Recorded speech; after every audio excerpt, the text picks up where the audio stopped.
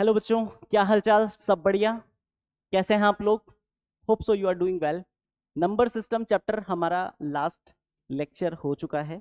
One shot में आपने number system chapter अच्छे से पढ़ लिया होगा, ये मानते हुए आज हम फिर से एक न्यू चैप्टर के साथ आपसे मिलते हैं और चैप्टर का नाम है पॉलिनोमियल्स। बेसिकली क्लास 9 का सेकंड चैप्टर पॉलिनोमियल्स आज हम पढ़ने वाले हैं। अब आप सोचेंगे सर ये पॉलिनोमियल्स चैप्टर जो है, ये चैप्टर सर है कौन से चैप्टर से रिलेटेड?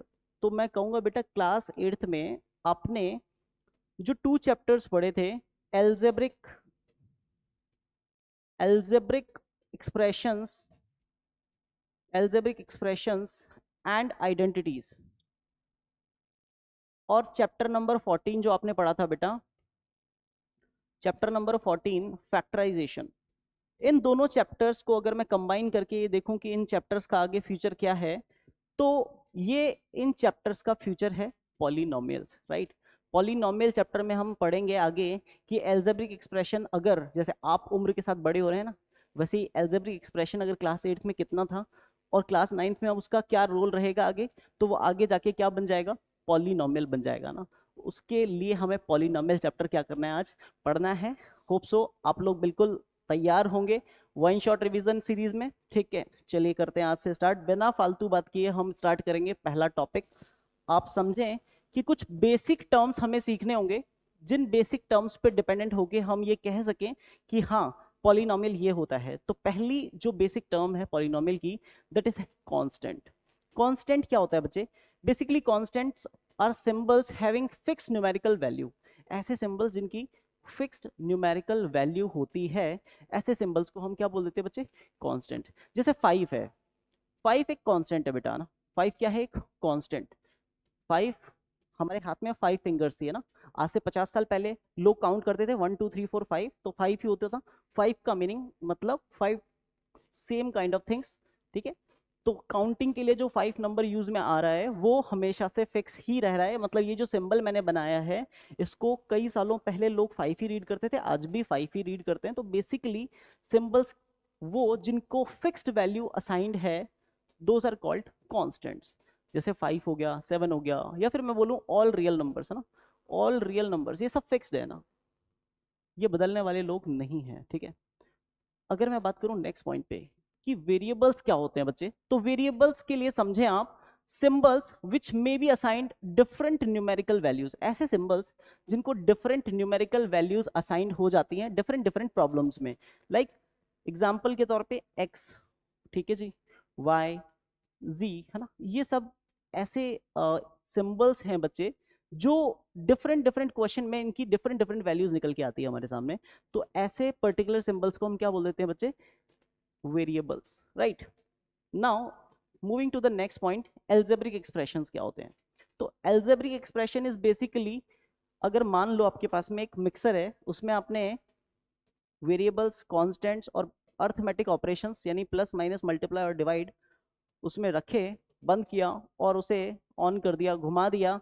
जो जहां सेटल हो जाएगा एक पर्टिकुलर टाइम पीरियड के बाद, आप जब बंद करोगे, जो जहां सेटल्ड है वो एक particular combination of constants and variables जो बनेगा, that particular combination of constants and variables which is connected by some or all the basic arithmetic operations plus minus multiply and divide, that particular combination is called algebraic expression।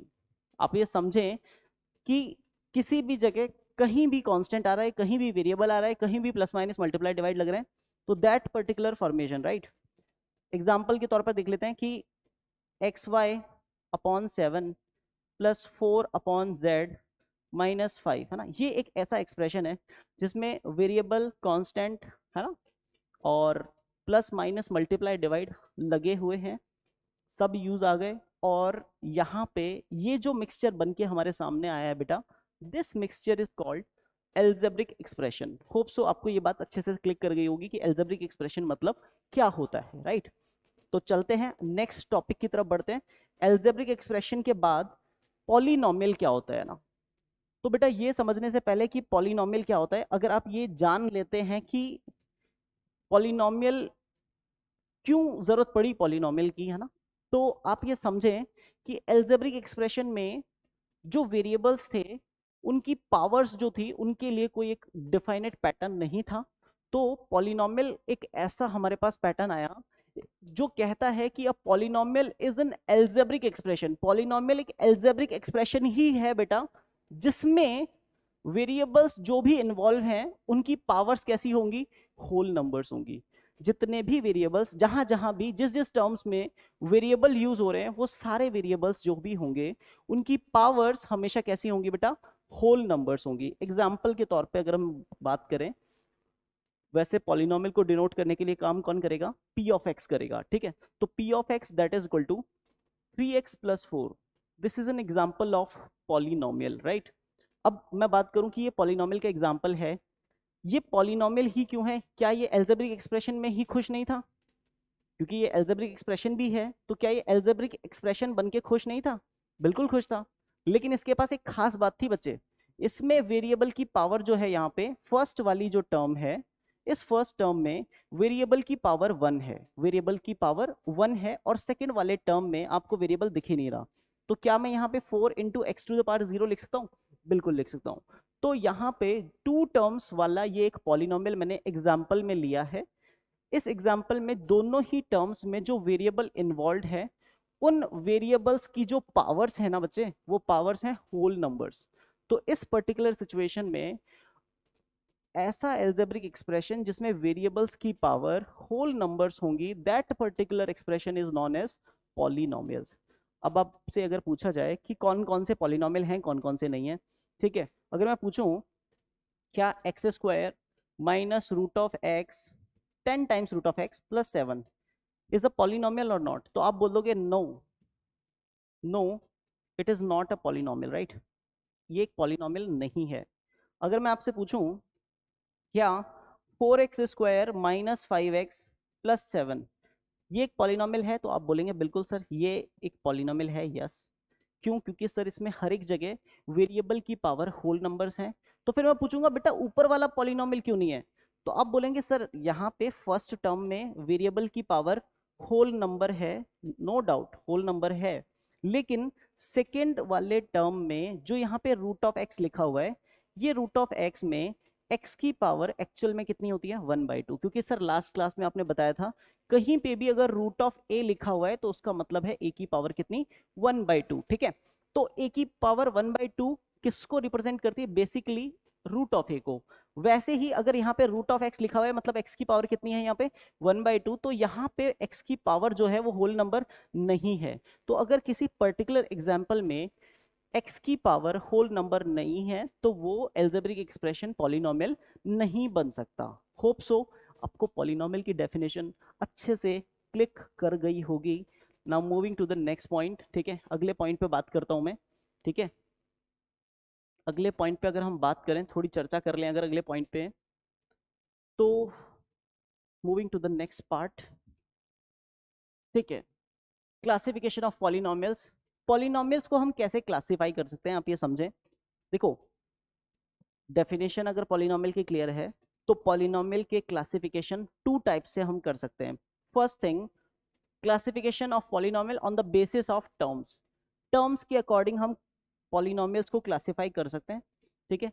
First monomial, सबसे first type of polynomial अगर terms के according देखें हम तो क्या होता है बेटा, मोनोमियल। मोनोमियल मतलब क्या, a polynomial having only one term, a polynomial having only one term, एक ऐसा पॉलिनोमियल जिसमें एक ही टर्म है। एग्जाम्पल, एग्जाम्पल के तौर पे बेटा p of x equal to मैं लिख सकता हूं x पावर 100, क्योंकि यहां पे बोला है on the basis of terms. हम बात किस पे कर रहे हैं, on the basis of terms. तो एक ऐसा पॉलिनोमियल हम लेना चाहते हैं जिसमें एक ही टर्म हो। तो क्या इस एग्जाम्पल में कितनी टर्म्स हैं बच्चे, एक ही टर्म है, बिल्कुल सर एक ही टर्म है x पर 100, ठीक है। लेकिन इसमें डिग्री कितनी है, डिग्री इसमें 100 है, तो हमें डिग्री से कोई मतलब नहीं है। अगर वो on the basis of terms बात कर रहा है बेटा, कि अगर टर्म्स के बेसिस पे क्वेश्चन पूछा जाए तो इसमें टर्म तो भैया एक ही है, टर्म एक ही है, मतलब ये एक मोनोमियल को रिप्रेजेंट करता है बच्चे। ये किसको रिप्रेजेंट करता है, एक मोनोमियल को। अगर एक और एग्जांपल में बात करूं मैं, तो f of x that is equal to 5x, ठीक है, ये भी एक मोनोमियल को रिप्रेजेंट करता है, ठीक है। अगर मैं बात करूं g of x equal to 7, ठीक है, तो भैया यहाँ पे x है भी नहीं, लेकिन फिर भी ये किसको रिप्रेजेंट कर रहा है, ये एक मोनोमियल को रिप्रेजेंट कर रहा है, क्योंकि उसमें एक ही टर्म है बच्चे। Now moving to the next point, binomial क्या होता है? बाइनोमियल एक ऐसा पॉलिनोमियल जिसमें टू टर्म्स हो, एक ऐसा पॉलिनोमियल जिसमें टू टर्म्स अवेलेबल है, उसे हम क्या बोलेंगे बेटा? बाइनोमियल, ठीक है। क्या ये एल्जेब्रिक एक्सप्रेशन पे भी ये तीनों चीजें होती थी? बिल्कुल होती थी। एक ऐसा एल्जेब्रिक एक्सप्रेशन जिसमें एक टर्म होती है उसको हम मोनोमियल बोल देते हैं ना, एक ऐसा एल्जेब्रिक एक्सप्रेशन जिसमें दो टर्म होंगी उसको क्या बोल देंगे हम? बाइनोमियल बोल देंगे। क्लियर? सेम चीजें पॉलिनोमियल में भी काम आएंगी और सेम चीजें एल्जेब्रिक एक्सप्रेशन में भी काम आएंगी। क्लियर? तो p of x equal to binomial का एग्जांपल हम कुछ भी ले सकते हैं, जैसे x क्यूब माइनस 1, ठीक है। टर्म्स मुझे दो दिखानी है, ये फर्स्ट टर्म और ये सेकेंड टर्म। होप सो आपको ये तो आइडिया ही होगा कि टर्म मतलब part of an expression, part of an expression separated by plus और माइनस, ठीक है। एक ऐसा पार्ट ऑफ एक्सप्रेशन जो प्लस और माइनस से सेपरेट होता है उसे हम क्या बोल देते हैं बेटा? टर्म बोल देते हैं। तो यहाँ पे प्लस या फिर माइनस से ये दो पार्ट जो हैं एक्स क्यूब और 1, ये दोनों अलग अलग किए हुए हैं, तो basically these are two terms, right. तो ये टू टर्म्स हैं, इसलिए ये पर्टिकुलर एग्जांपल किसका है? बाइनोमियल का है, ठीक है। Moving to the third point, trinomial. Trinomial क्या होता है? Trinomial is basically a polynomial having only three terms. एक ऐसा पॉलिनोमियल जिसमें थ्री टर्म्स होती हैं उसको हम क्या बोलेंगे बच्चे? ट्राइनोमियल बोलेंगे, राइट। तो एग्जाम्पल क्या होगा ट्राइनोमियल का सर? तो x square minus 5x plus 6 हम लिखेंगे अगर, तो ये रिप्रेजेंट कर रहा है बच्चे हमारे ट्राइनोमियल के एग्जाम्पल को। क्या लगता है इतनी बातें आपको समझ में आई? Monomial one term, binomial two terms, trinomial three terms, that's it. Moving to the next point, question हमारे पास है। क्वेश्चन क्या चाहता है हमसे? क्वेश्चन हमसे सिर्फ एक छोटी बात पूछना चाहता है कि साहब आप क्लासिफाई कर दीजिए गिवन पॉलिनोमियल्स को as monomial, binomial and trinomial, right. तो फर्स्ट वाला पार्ट जो मुझे गिवन है उसमें लिखा हुआ है सिर्फ रूट ऑफ 2। आपको क्या लगता है यहाँ पे कितनी टर्म्स हैं बच्चे? अकॉर्डिंग टू मी, अगर मुझसे कोई पूछेगा तो यहाँ पे कितनी टर्म है? सिर्फ एक टर्म है, तो इसको मैं बोलूंगा क्या? मोनोमियल, ठीक है जी। सेकेंड पॉइंट पे अगर मैं बात करूं बच्चे, तो यहाँ पे मेरे पास एग्जाम्पल में है 3x प्लस 9। क्या लगता है बच्चे लोग? 3x plus 9, how many terms are there? Only two terms, right. So we can write it as binomial, ठीक है जी। Moving to the third point, third point पे बात कर लेते हैं। थर्ड पॉइंट में मेरे पास एग्जाम्पल है x cube plus x square upon root of 2 plus 5, ठीक है जी। क्या लगता है ये क्या बनेगा? थ्री टर्म्स है ना, प्लस से तीन अलग अलग बार सेपरेट हुआ है, तो इसको मैं ट्राइनोमियल में रखूंगा, ओके। एंड अगर हम बात करें बच्चे फोर्थ पॉइंट की, तो फोर्थ पॉइंट में क्या है मेरे पास? X cube plus x plus 0। क्या लगता है जीरो लिखें या ना लिखें? लिखें या ना लिखें? देखो अगर ना लिखें तो कोई फर्क पड़ेगा? नहीं पड़ेगा। तो क्या ये पॉलिनोमियल की बेसिक या फिर standard form x cube plus x ही है? तो इसमें कितने टर्म्स दिख रहे हैं? ओरिजिनली मुझे टू टर्म्स दिख रहे हैं, तो इसको बोला जाएगा बच्चे बाइनोमियल। होप सो आपको यहां तक का पॉइंट अच्छे से क्लिक कर गया होगा। Now moving to the next point, तो नेक्स्ट स्लाइड पे हम बात करने वाले हैं डिग्री ऑफ पॉलिनोमियल की। डिग्री ऑफ पॉलिनोमियल मतलब क्या? डिग्री ऑफ पॉलिनोमियल मतलब basically highest power of variable. अगर एक पॉलिनोमियल है उसमें डिफरेंट डिफरेंट बहुत सारे टर्म्स हैं, उन टर्म्स में हर एक टर्म में न्यूमेरिकल पार्ट अटैच होगा किसके साथ? वेरिएबल के साथ। न्यूमेरिकल पार्ट अटैच होगा किसके साथ? वेरिएबल के साथ। आपने लास्ट क्लास में ये भी पढ़ लिया है कि numerical part attached with the variable is known as coefficient. जो न्यूमेरिकल पार्ट वेरिएबल के साथ अटैच होता है किसी भी टर्म में, वो उस टर्म का क्या कहलाता है? कोएफिशिएंट कहलाता है बेटा, ठीक है। तो अगर मैं बात करूं for a polynomial in one variable, the highest power of the variable is known as the degree, ठीक है। डिग्री मतलब हाईएस्ट पावर ऑफ वेरिएबल। किसी भी एक पॉलिनोमियल में, लेट्स से एक एग्जांपल ले लेते हैं, p of x that is equal to x cube plus 5x to the power 4 plus 7x square minus 6, ठीक है जी। क्या लगता है आप लोगों को इस पर्टिकुलर पॉलिनोमियल के लिए अगर आपसे पूछा जाए कि degree of P of x क्या है, degree of P of x क्या है, तो साहब इसमें हाईएस्ट पावर अगर देखें तो फर्स्ट वाली टर्म में x की पावर है 3, सेकंड वाले टर्म में x की पावर है 4, थर्ड वाले टर्म में x की पावर है 2 और फोर्थ वाले टर्म में x की पावर कितनी है 0। क्लियर। तो हाईएस्ट पावर x की कौन से टर्म में स्टैंड कर रही है, सेकंड वाले टर्म में, और वो कितनी है 4 है। तो इस पॉलिनोमियल के लिए अगर हमसे डिग्री पूछा जाएगा तो degree will be equal to 4। Hope so ये पॉइंट आपको समझ में आ गया है कि डिग्री, सर हम बता देंगे डिग्री क्या होगा, ठीक है, वक्त आने पे हम बता देंगे कि डिग्री क्या है, ठीक है। चलिए मूविंग टू द नेक्स्ट। अगर मान लो एक ऐसा केस आ जाए, मुझे एक ऐसा केस मेरे पास आ जाए, in case of polynomial more than one variable, एक ऐसा केस आ जाए मेरे पास जिसमें पॉलिनोमियल के अंदर more than one variables are there, तो उस पर्टिकुलर सिचुएशन में हम क्या करेंगे, किसी भी एक टर्म में जो दो अलग अलग वेरिएबल्स हैं उन दोनों वेरिएबल्स की पावर को, जो वेरिएबल्स मल्टीप्लाई में हैं उन दोनों वेरिएबल्स की पावर को ऐड करके टर्म की पावर बताएंगे। क्लियर। सेम थिंग यहाँ पे है, sum of the powers of the variables in each term is taken up and the highest sum so obtained is the degree of the polynomial. Let's say एक example ले लेते हैं। एक polynomial है मेरे पास p of x that is equal to x पर 3 y plus 7 y पर 4 and plus में 7x। क्लियर। तो अब मुझे बात करनी है इसमें डिग्री की, राइट। तो अगर मैं फर्स्ट वाले टर्म की मैं बात करूं तो यहाँ पे x की पावर 3 है, y की पावर यहाँ पे हमारे पास अवेलेबल नहीं है। तो सिंपल सी बात ये है कि अगर दोनों वेरिएबल्स की पावर्स को मैं ऐड करूं तो यहाँ पे हो जाएगा पावर्स का सम 3 + 1 यानी 4। सेकेंड वाले टर्म में वेरिएबल्स की पावर हो जाएंगी 4, थर्ड वाले टर्म में वेरिएबल की पावर है 1, सबको ऐड किया तो मुझे ये समझ में आया कि हाईएस्ट पावर तो भैया या तो फर्स्ट वाले टर्म में है या सेकंड वाले टर्म में, थर्ड वाले टर्म का तो कोई रोल ही नहीं है। तो highest power of this variable, इस पर्टिकुलर पॉलिनोमियल की जो हाईएस्ट पावर होगी वेरिएबल की वो 4 है। तो degree of P of X कितना हो जाएगा बच्चे, degree of P of X हो जाएगा 4। Hope you got this point. Now moving to the next question, हम बातें करेंगे इस पे अच्छी वाली, ठीक है। हमें बताना है degree of the given polynomial. क्या बताना है, डिग्री पे बात करनी है। बताइए, रूट ऑफ 2x³ फर्स्ट वाला पॉइंट है मेरे पास जिसमें f ऑफ x किसके इक्वल है, root of 2x³ plus root of 3x², ठीक है, एंड प्लस में रूट ऑफ 5। क्लियर। क्या लगता है आप लोगों को यहाँ पे x की पावर कितनी है, बिल्कुल जी आप सही कह रहे हैं 3। नेक्स्ट सेकंड टर्म में x की पावर हाईएस्ट कितनी है 2, थर्ड में कितनी है 0। क्या लगता है आप लोगों को तीनों में से हाईएस्ट कौन है 3। तो degree of f of x कितनी हो जाएगी भैया, degree of f of x हो जाएगी 3। This is the correct answer. Now moving to the next second point क्या कहता है आपको, g ऑफ एक ऐसा पॉलिनोमियल है जिसमें एक से ज्यादा वेरिएबल्स हैं। तो क्या करेंगे, मेथड याद है, एक टर्म में एक से ज्यादा वेरिएबल्स आएंगे तो दोनों की पावर को ऐड करके उस टर्म की हाईएस्ट पावर हम बताएंगे, राइट।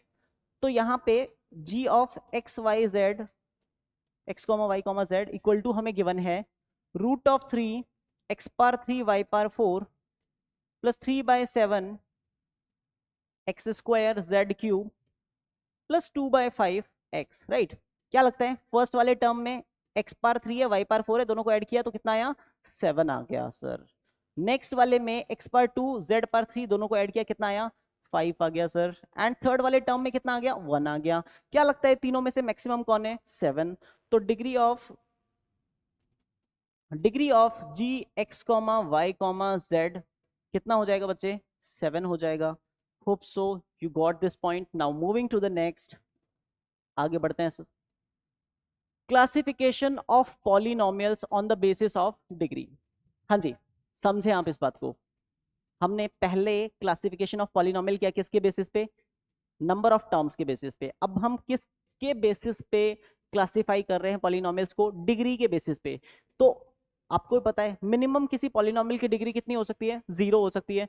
तो सबसे पहला वो पॉलिनोमियल जिसकी डिग्री 0 होती है उस पॉलिनोमियल को हम क्या बोलते हैं, कांस्टेंट पॉलिनोमियल। तो basically a polynomial consisting of only a constant is called constant polynomial. लेकिन इसमें कुछ एक एक्सेप्शन केस भी है, उस पर भी बात करेंगे, ठीक है। तो ऐसा पॉलिनोमियल जिसमें एक कांस्टेंट ही हो, वेरिएबल हो ही ना, तो उस पर्टिकुलर पॉलिनोमियल को बोला जाएगा कांस्टेंट पॉलिनोमियल। दिखने में ये polynomial p of x that is equal to कैसा होता है, a x to the power 0 होता है। क्या होता है, a x to the power 0 where a must not equal to 0। a का वैल्यू कभी भी 0 नहीं होना चाहिए, क्योंकि बेटा अगर a का वैल्यू 0 हो गया तो उस पर्टिकुलर सिचुएशन में मुझे ये बोलने की जरूरत ही नहीं पड़ेगी कि x पावर 0 ही हो, क्योंकि अगर a का वैल्यू 0 हो गया तो फिर कोई भी बच्चा बोलेगा सर x की पावर तो 100 रहा होगा ना सर, फिर दोनों मल्टीप्लाई हुए और इक्वल टू कितना आ गया, 0 आ गया। तो मैं ये बोलूंगा कि a का वैल्यू 0 होना ही नहीं चाहिए, डाइसी सिचुएशन चाहिए नहीं हमें, ठीक है। तो सिंपल सी बात है, एक ऐसा पॉलिनोमियल जो p of x that is equal to ax to the power 0 format में है, उसको हम क्या बोल देंगे बच्चे, कांस्टेंट पॉलिनोमियल। अगली बात, एवरी रियल नंबर एक्सेप्ट 0, है ना, every real number except 0 is a constant polynomial, ठीक है। हर एक रियल नंबर, अगर 0 को हम साइड में हटा दें तो बचे हुए सारे रियल नंबर क्या है, कांस्टेंट पॉलिनोमियल है। और degree of a non zero constant polynomial is 0।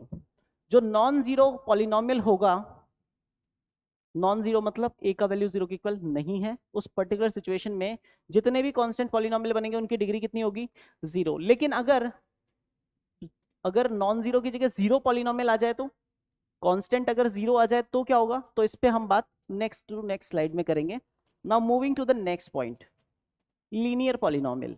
Linear polynomial क्या होता है बच्चे, ध्यान से समझें। एक ऐसा पॉलिनोमियल जिसका डिग्री कितना है, 1। डिग्री 1 है, मतलब दिखने में वो पॉलिनोमियल सर कैसा होगा, तो बेटा वो पॉलिनोमियल दिखने में p of x equal to ax plus b जैसा होगा, where a must not be equal to 0, ठीक है। यहां पे a का वैल्यू 0 नहीं होना चाहिए, किसी भी सिचुएशन में a का वैल्यू 0 नहीं होगा, राइट। चलिए आगे बढ़ते हैं। लीनियर पॉलिनोमियल के बाद में नेक्स्ट टॉपिक, क्वाड्रेटिक पॉलिनोमियल, ठीक है जी बच्चे। क्वाड्रेटिक पॉलिनोमियल क्या होता है बेटा, जिसमें डिग्री कितना हो जाए, 2 हो जाए।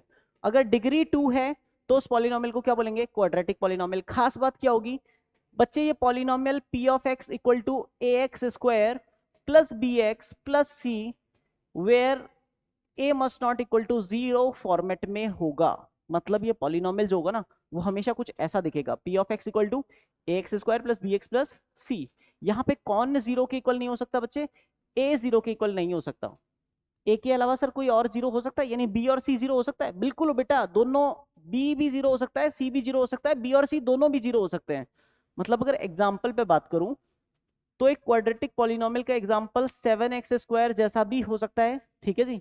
एक क्वाड्रेटिक पॉलिनोमियल का example 5x square minus 4x जैसा भी हो सकता है, और एक क्वाड्रेटिक एग्जाम्पल का क्वाड्रेटिक पॉलिनोमियल का example x square minus 5x plus 4 के फॉर्मेट का भी हो सकता है। Now moving to the next point, cubic polynomial क्या होता है। हाँ जी बच्चे, क्यूबिक पॉलिनोमियल मतलब क्या, क्यूबिक नाम से पता चलता है डिग्री कितनी, हाँ जी डिग्री 3 है ना, मुझे भी पता है। आप लोगों को लग रहा होगा सर आप है ना, मतलब इतने एनर्जेटिक क्यों हो ना, मतलब इतना एनर्जी से आप बिल्कुल लगे हुए हो, हमें इतना जल्दी जल्दी क्यों सिखा रहे हो। बेटा देखो, ये चैप्टर जो है ना, ये चैप्टर को अगर आप 2 या 3 आवर्स से ज्यादा दे रहे हो ना अब रिवीजन के लिए, तो आप ये समझ के चलो कि आप इस चैप्टर को बहुत ज्यादा टाइम दे रहे हो ना।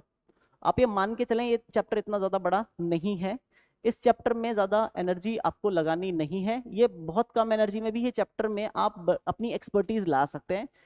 तो आप ये समझें कि बेसिक टर्म समझने के बाद में जब हम क्वेश्चंस पे पहुंचेंगे तो आपको लगेगा कि हाँ कर पा रहे हैं हम क्वेश्चंस, राइट। तो क्यूबिक पॉलिनोमियल मतलब डिग्री कितना, 3, ठीक है। डिग्री अगर 3 है तो पॉलिनोमियल दिखने में कैसा होगा बच्चे, पॉलिनोमियल इक्वल टू होगा p of x that is equal to ax cube plus bx square plus में cx और प्लस में d, right, where a must not equal to 0, right. ये खास बात हमेशा चलती हुई आ रही है सर, ना तो आपने सर कांस्टेंट पॉलिनोमियल में a को 0 होने दिया, ना सर आपने लीनियर पॉलिनोमियल में a को 0 होने दिया, ना क्वाड्रेटिक में आप a को 0 होना देना चाहते हो, ना ही आप सर क्यूबिक में a को 0 होने देना चाहते हो। सर ऐसा क्यों, क्योंकि बेटा a जो है वो है लीडिंग कोफिशिएंट। a किसकी जगह पे स्टैंड कर रहे हैं, लीडिंग कोफिशिएंट। अब आप बोलेंगे सर लीडिंग कोएफिशिएंट क्या होता है, तो बेटा समझो, अगर इस पॉलिनोमियल के बारे में मैं पूछूं कि कितने कोएफिशिएंट्स हैं यहाँ पे, तो आप बोलेंगे सर ए भी कोएफिशिएंट है, बी भी कोएफिशिएंट है, सी भी कोएफिशिएंट है और डी भी कोएफिशिएंट है। 4 कोएफिशिएंट है सर। पर बेटा इस पॉलिनोमियल को लीड कौन कर रहे हैं? सबसे आगे कौन बैठा है? सबसे आगे ए बैठा है सर। तो जो सबसे आगे बैठेगा अगर वही 0 हो गया तो पॉलिनोमियल की जो डिग्री 3 थी वो डिग्री 3 वाली टर्म भी 0 से मल्टीप्लाई होकर 0 हो जाएगी, फिर हाईएस्ट पावर बच जाएगी 2, राइट। तो ये पॉलिनोमियल क्यूबिक पॉलिनोमियल होने के बजाय किस कैटेगरी में चला जाएगा? क्वाड्रेटिक में। तो अगर इस पॉलिनोमियल को क्यूबिक पॉलिनोमियल ही बने रहना है तो ये चाहेगा कि इसका लीडिंग कोएफिशिएंट हमेशा जिंदा रहना चाहिए, यानी लीडिंग कोएफिशिएंट ए की वैल्यू 0 नहीं होनी चाहिए। और लीडिंग कोएफिशिएंट ए की वैल्यू अगर 0 नहीं होनी चाहिए इसका मतलब a must not equal to 0 in any situation, right? Moving to the next point, अगली बातों पे चलते हैं हम। ठीक है जी बच्चे, ठीक है। Moving to the next slide, जिसकी हम बात कर रहे थे कि सर अगर मान लो एक कांस्टेंट पॉलिनोमियल है आपके पास में p ऑफ x, और आपने बताया constant polynomial p of x that is equal to ax बार 0 है ना, a का वैल्यू 0 नहीं होना चाहिए।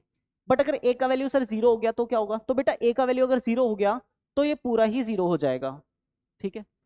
पूरा टर्म ही यहाँ पे गायब हो जाएगा, यहाँ पे कोई भी टर्म नहीं है, 0 मतलब कुछ नहीं है ना।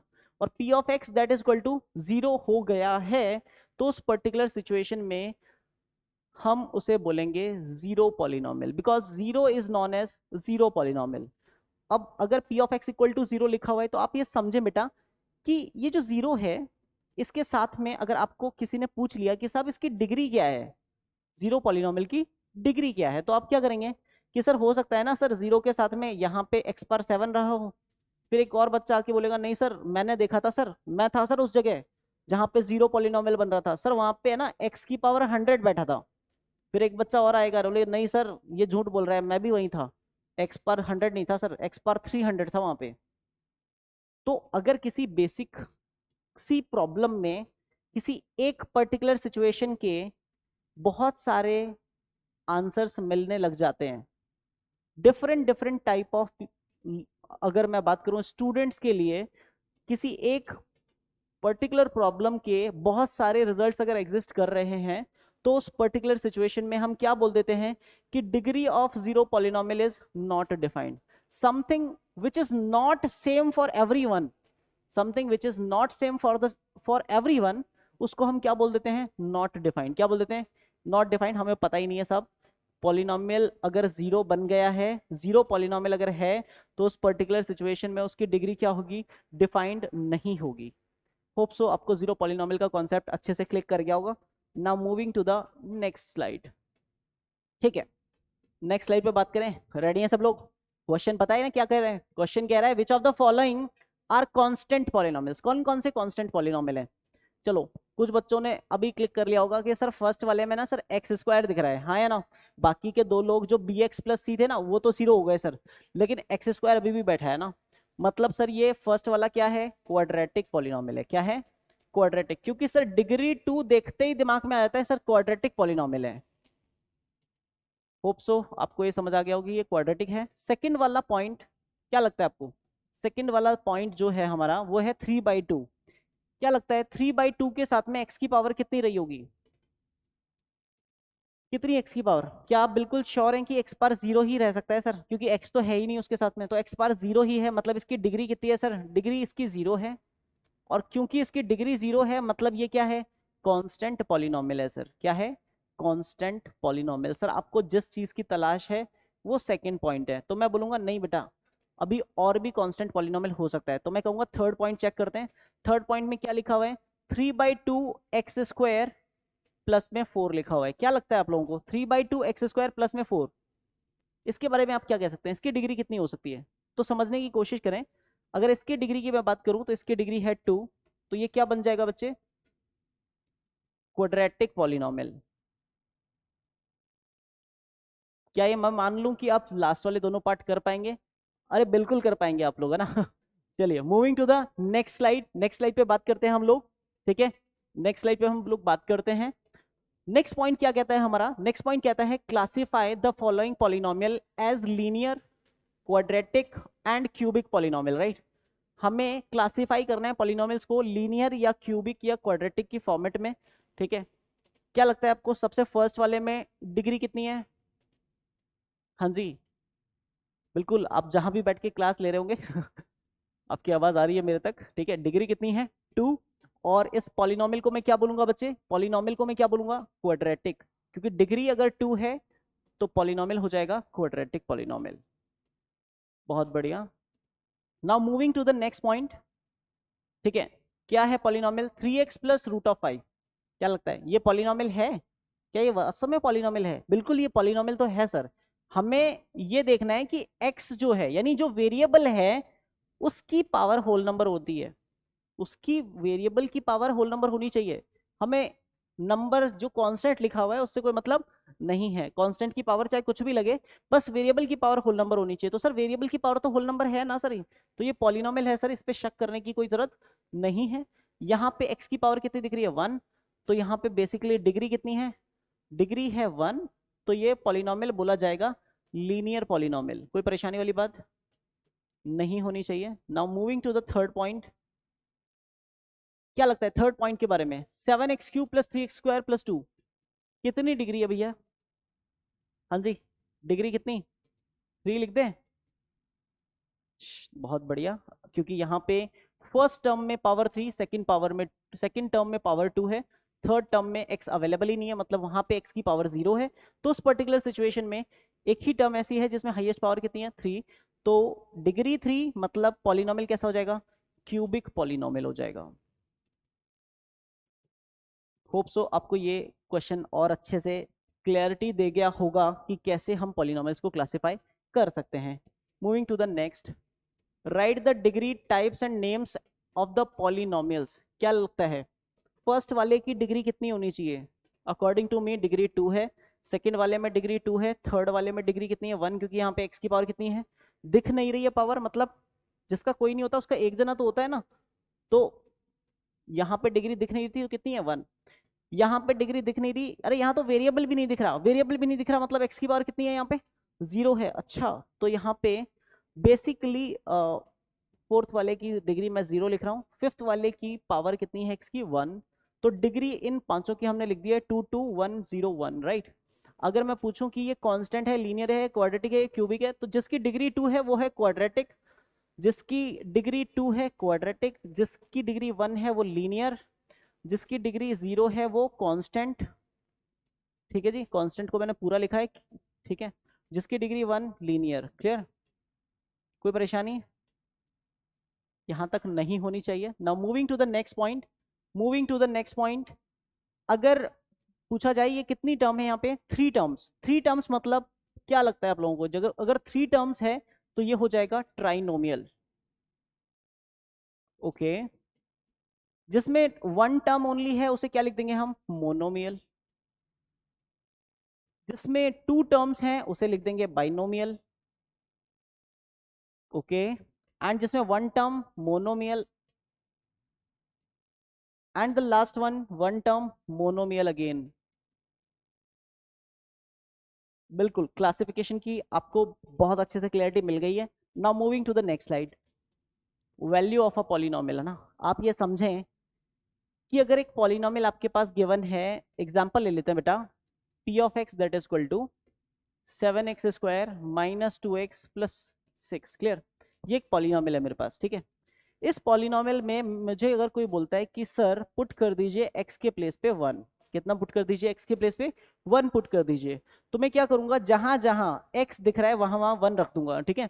तो p ऑफ x में x की जगह पे 1 लिखा, 7x² में 7x की जगह 1 लिखा, ऊपर स्क्वायर एज इट इज, ठीक है। माइनस 2x की जगह पे 1, प्लस में 6 एज इट इज। कोई परेशानी वाली बात नहीं होनी चाहिए। Now moving p of 1 as it is. क्या लगता है 1 का स्क्वायर कितना होगा बच्चे? 1। 1 इंटू 7 कितना आ जाएगा? 7 आ जाएगा। बिल्कुल जी, 2 टाइम्स 1, तो ये -2 as it is. Now plus 6 as it is. 7 minus 2 मेरे पास रिमेनिंग होगा 5, 5 plus 6 is 11। So basically p of 1 equal to 11, ये जो निकल के आया है, this is going to denote the term value of polynomial. ये 11 जो आया है ये किसको डिनोट करता है? वैल्यू ऑफ पॉलिनोमियल को डिनोट करता है बच्चे। वैल्यू ऑफ पॉलिनोमियल को डिनोट करता है। और वैल्यू ऑफ पॉलिनोमियल कहाँ पे डिनोट करता है? एट x इक्वल टू 1 पे, एट x इक्वल टू 1 पे। तो आप ये समझें, अगर आपसे कोई कहता है कि वैल्यू ऑफ पॉलिनोमियल का मतलब क्या, तो आप कहेंगे कि अगर f ऑफ x में x इक्वल टू a अगर आप रख दोगे, f ऑफ x अगर कोई पॉलिनोमियल गिवन है, उसमें x की जगह पे अगर आप a पुट कर दोगे तो वो बन जाएगा f ऑफ a। क्या बन जाएगा? f ऑफ a बन जाएगा। और ये f ऑफ a की जो वैल्यू निकल के आएगी, उस वैल्यू को हम क्या बोलेंगे? Value of polynomial. जो f ऑफ a का रिजल्ट आएगा, that will be called value of polynomial at x equal to a। It is denoted by f of a। Hope so बहुत आसान चीज थी, आपको समझ आ गई होगी। Now moving to the next point. बहुत ही आसान आसान चीजें बेटा ये, है ना, इनमें कोई भी आप इसमें लोड लेने की जरूरत नहीं है। आगे चीजें आएंगी जिसमें थोड़ा सोचना पड़ेगा, ठीक है। Now moving to this question, क्या लगता है? Find the value of the polynomial. हमें पॉलिनोमियल का वैल्यू चाहिए, ठीक है। पॉलिनोमियल का वैल्यू कहाँ चाहिए मुझे? एफ ऑफ एक्स पॉलिनोमियल ये गिवन है, और ये वैल्यू चाहिए मुझे x इक्वल टू 1 और x इक्वल टू 0 पे, ठीक है। x इक्वल टू 1 और x इक्वल टू 0 पे वैल्यू चाहिए। तो सोल्यूशन में पहली बात हम क्या करने वाले हैं, पहले तो मैं लिख लूंगा f of x that is equal to x square plus 2x plus 1। Clear? अगर आपको वैल्यू चाहिए, अगर आपको वैल्यू चाहिए साहब किस पे? एट x इक्वल टू 1 पर, ठीक है। तो मैं क्या करूंगा, f ऑफ x की जगह पे कितना रख दूंगा? 1। दैट इज इक्वल टू, यहाँ पे x है, x की जगह पे 1 उसका स्क्वायर, फिर प्लस में 2x की जगह पे ब्रैकेट में 1 एंड देन प्लस में 1। Clear? Now f of 1 remains the same. 1 का स्क्वायर कितना लिख दो बेटा? 1 प्लस 2 टाइम्स 1 2 प्लस में अगेन 1, कितना आया रिजल्ट? 4। तो f ऑफ 1 आ गया 4। क्लियर? x इक्वल टू 1 पे पॉलिनोमियल का वैल्यू कितना निकल के आया बच्चा? 4 आया। Clear? Now moving to the next point. अगर आपको वैल्यू चाहिए एट x इक्वल टू 0, तो what we have to do बच्चे, हमें क्या करना होगा? हमें इस पॉलिनोमियल में x के प्लेस पे कितना पुट कर देना है? 0। तो f ऑफ x में x की जगह पे रखा 0, that is equal to x square मतलब 0 का स्क्वायर प्लस 2x मतलब 2 इंटू 0 और प्लस में लास्ट में 1, तो 1 as it is. Now tell me, f of 0 तो एज इट इज रह जाएगा, 0 का स्क्वायर कितना? 0, 2 टाइम्स 0 कितना हो जाएगा? 0 एंड लास्ट में 1 ऐड कर देंगे, कितना रिजल्ट आ जाएगा? 1। तो एफ ऑफ 0 का रिजल्ट आ गया बच्चे 1। क्वेश्चन समझ आया? बिल्कुल आया होगा, राइट। इससे अरे बहुत आसान चीजें हैं, चलते हैं आगे बढ़ते हैं नेक्स्ट पॉइंट पे, ठीक है। Zeros of polynomial, right. Value of polynomial के बाद में जीरो ऑफ पॉलिनोमियल, ठीक है।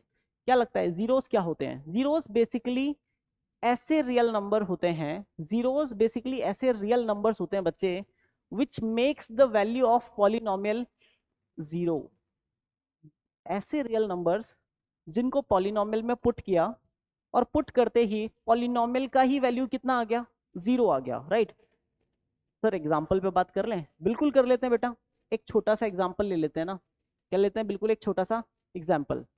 मान लो मेरे पास एक पॉलिनोमियल है p of x that is equal to 6x square minus 5x और प्लस में कितना? 1। क्लियर?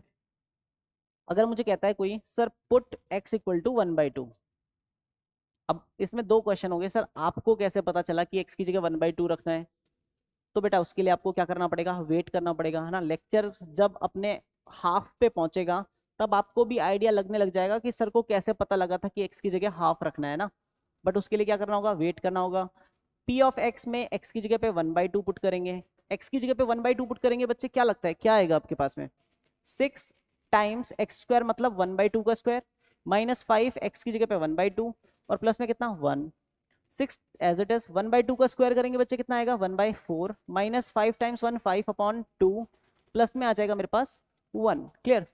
सो क्या लगता है कैंसिल कर दें? 2 टाइम्स और 3 टाइम्स 2 की टेबल से कैंसिल किया तो 3/2 माइनस 5/2 प्लस 1, सबका एलसीएम 2 ले लिया, 3 माइनस 5 प्लस 2 आ जाएगा यहाँ पे, ठीक है। इसके डिनोमिनेटर में 1 था तो 1 टाइम्स 2 तो 2 times 1 2। Clear? Now 3 plus 2 5, 5 minus 5 is 0, 0/2 जिसका न्यूमरेटर 0 वो पूरा ही 0। क्लियर? तो x की जगह पे अगर आप 1/2 रखते हो तो पॉलिनोमियल का वैल्यू निकल के कितना आया? 0 आया। तो x की ऐसी वैल्यूज जो पॉलिनोमियल का ही वैल्यू क्या बना दें? 0 बना दें। x की ऐसी वैल्यूज जो पॉलिनोमियल का वैल्यू ही क्या बना दें? 0 बना दें। ऐसी रियल नंबर्स को हम क्या बोलेंगे, जीरोस ऑफ द पॉलिनोमियल बोलेंगे। क्या बोलेंगे, zeros of the polynomial. Sir हम कैसे पहचान सकते हैं कि कोई गिवन वैल्यू किसी पॉलिनोमियल का जीरो है या नहीं है? तो बेटा पुट करके चेक कर लो, है ना, है ना, जैसे वो नहीं होता काटो घोलो लगा लो, है ना, कलर, वैसे ही same x equal to 1/2 zero है या नहीं है, कैसे चेक करेंगे, पुट करो, अगर रिजल्ट जीरो आया तो जीरो ऑफ द पॉलिनोमियल है, अगर नहीं आया तो नहीं है। चलिए moving to the next point. ठीक है, क्या सर किसी एक पॉलिनोमियल का एक ही जीरो हो सकता है? नेक्स्ट क्वेश्चन आपके दिमाग में ये आएगा कि क्या सर किसी एक पॉलिनोमियल का एक ही जीरो हो सकता है क्या? तो हम चेक कर लेते हैं बेटा। अगर मैं आपको कहता हूं पुट x इक्वल टू 1/3, ठीक है, पॉलिनोमियल में x की जगह पे 1/3 रख के देखते हैं, ठीक है, तो p ऑफ x की जगह पे 1/3 रखा, that is equal to 6x², तो 6 इंटू 1/3 का स्क्वायर, एंड नेक्स्ट -5x, तो -5x की जगह पे 1/3, देन लास्ट में प्लस में 1। क्लियर? सो सिंपल सी बात है बच्चे, 6 एज इट इज, 1/3 का स्क्वायर करेंगे बेटा ना, 1 का स्क्वायर 1, 3 का स्क्वायर 9, तो 1/9 यहाँ पे आ चुका है, -5 वन जा 5/3 एज इट इज, प्लस में 1। क्या लगता है, 3 2 जा 6, 3 3 जा 9, तो बेसिकली सबका एलसीएम अब 3 आएगा। यहाँ पे 2 है, नेक्स्ट टर्म में -5 है, और नेक्स्ट टर्म में डिनोमिनेटर 1 था, इसलिए 3 1 जा 3 आएगा।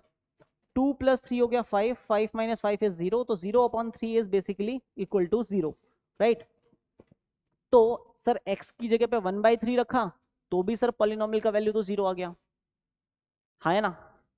तो इसका मतलब ये तो नहीं है कि किसी एक पॉलिनोमियल के लिए एक यूनिक जीरो होता है, ऐसा जरूरी नहीं है। हो सकता है कि किसी एक पॉलिनोमियल के एक से ज्यादा भी जीरोस हों, है ना, हो सकता है किसी एक पॉलिनोमियल का एक भी जीरो ना हो, है ना।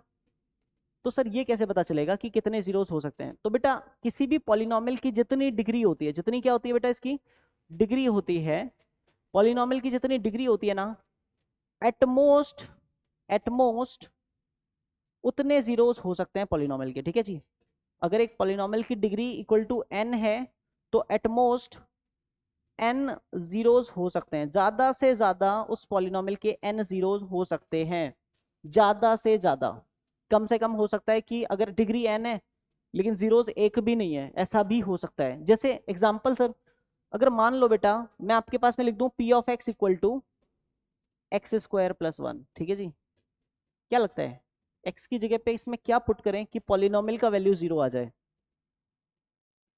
आप सोचेंगे ना ये आपको 1 सेकंड 2 सेकंड नहीं, 10 सेकंड 15 सेकंड तक के लिए ब्लॉक कर देगा। आप x की वैल्यू सोचेंगे क्या रखें, लेकिन मैं आपको वैसे ही बता दूं, x², x की जगह हमें कैसी वैल्यू रखनी है, रियल नंबर रखना है। कैसा रखना है, रियल नंबर रखना है। और रियल नंबर अब x की जगह पे रखने जा रहे हो क्योंकि हमारा फर्स्ट चैप्टर रियल नंबर है, इस 9th क्लास में पूरा हम रियल नंबर्स की स्टडी कर रहे हैं। तो x के प्लेस पे अगर आप रियल नंबर रखने जा रहे हो तो सुन लो ध्यान से, किसी भी रियल नंबर का स्क्वायर हमेशा कैसा होता है, पॉजिटिव होता है। किसी भी रियल नंबर का स्क्वायर जो होता है, किसी भी रियल नंबर का स्क्वायर ऑलवेज क्या होता है, पॉजिटिव होता है, या फिर जीरो होता है, या फिर क्या होता है, जीरो होता है। किसी भी रियल नंबर का स्क्वायर पॉजिटिव या फिर जीरो होगा।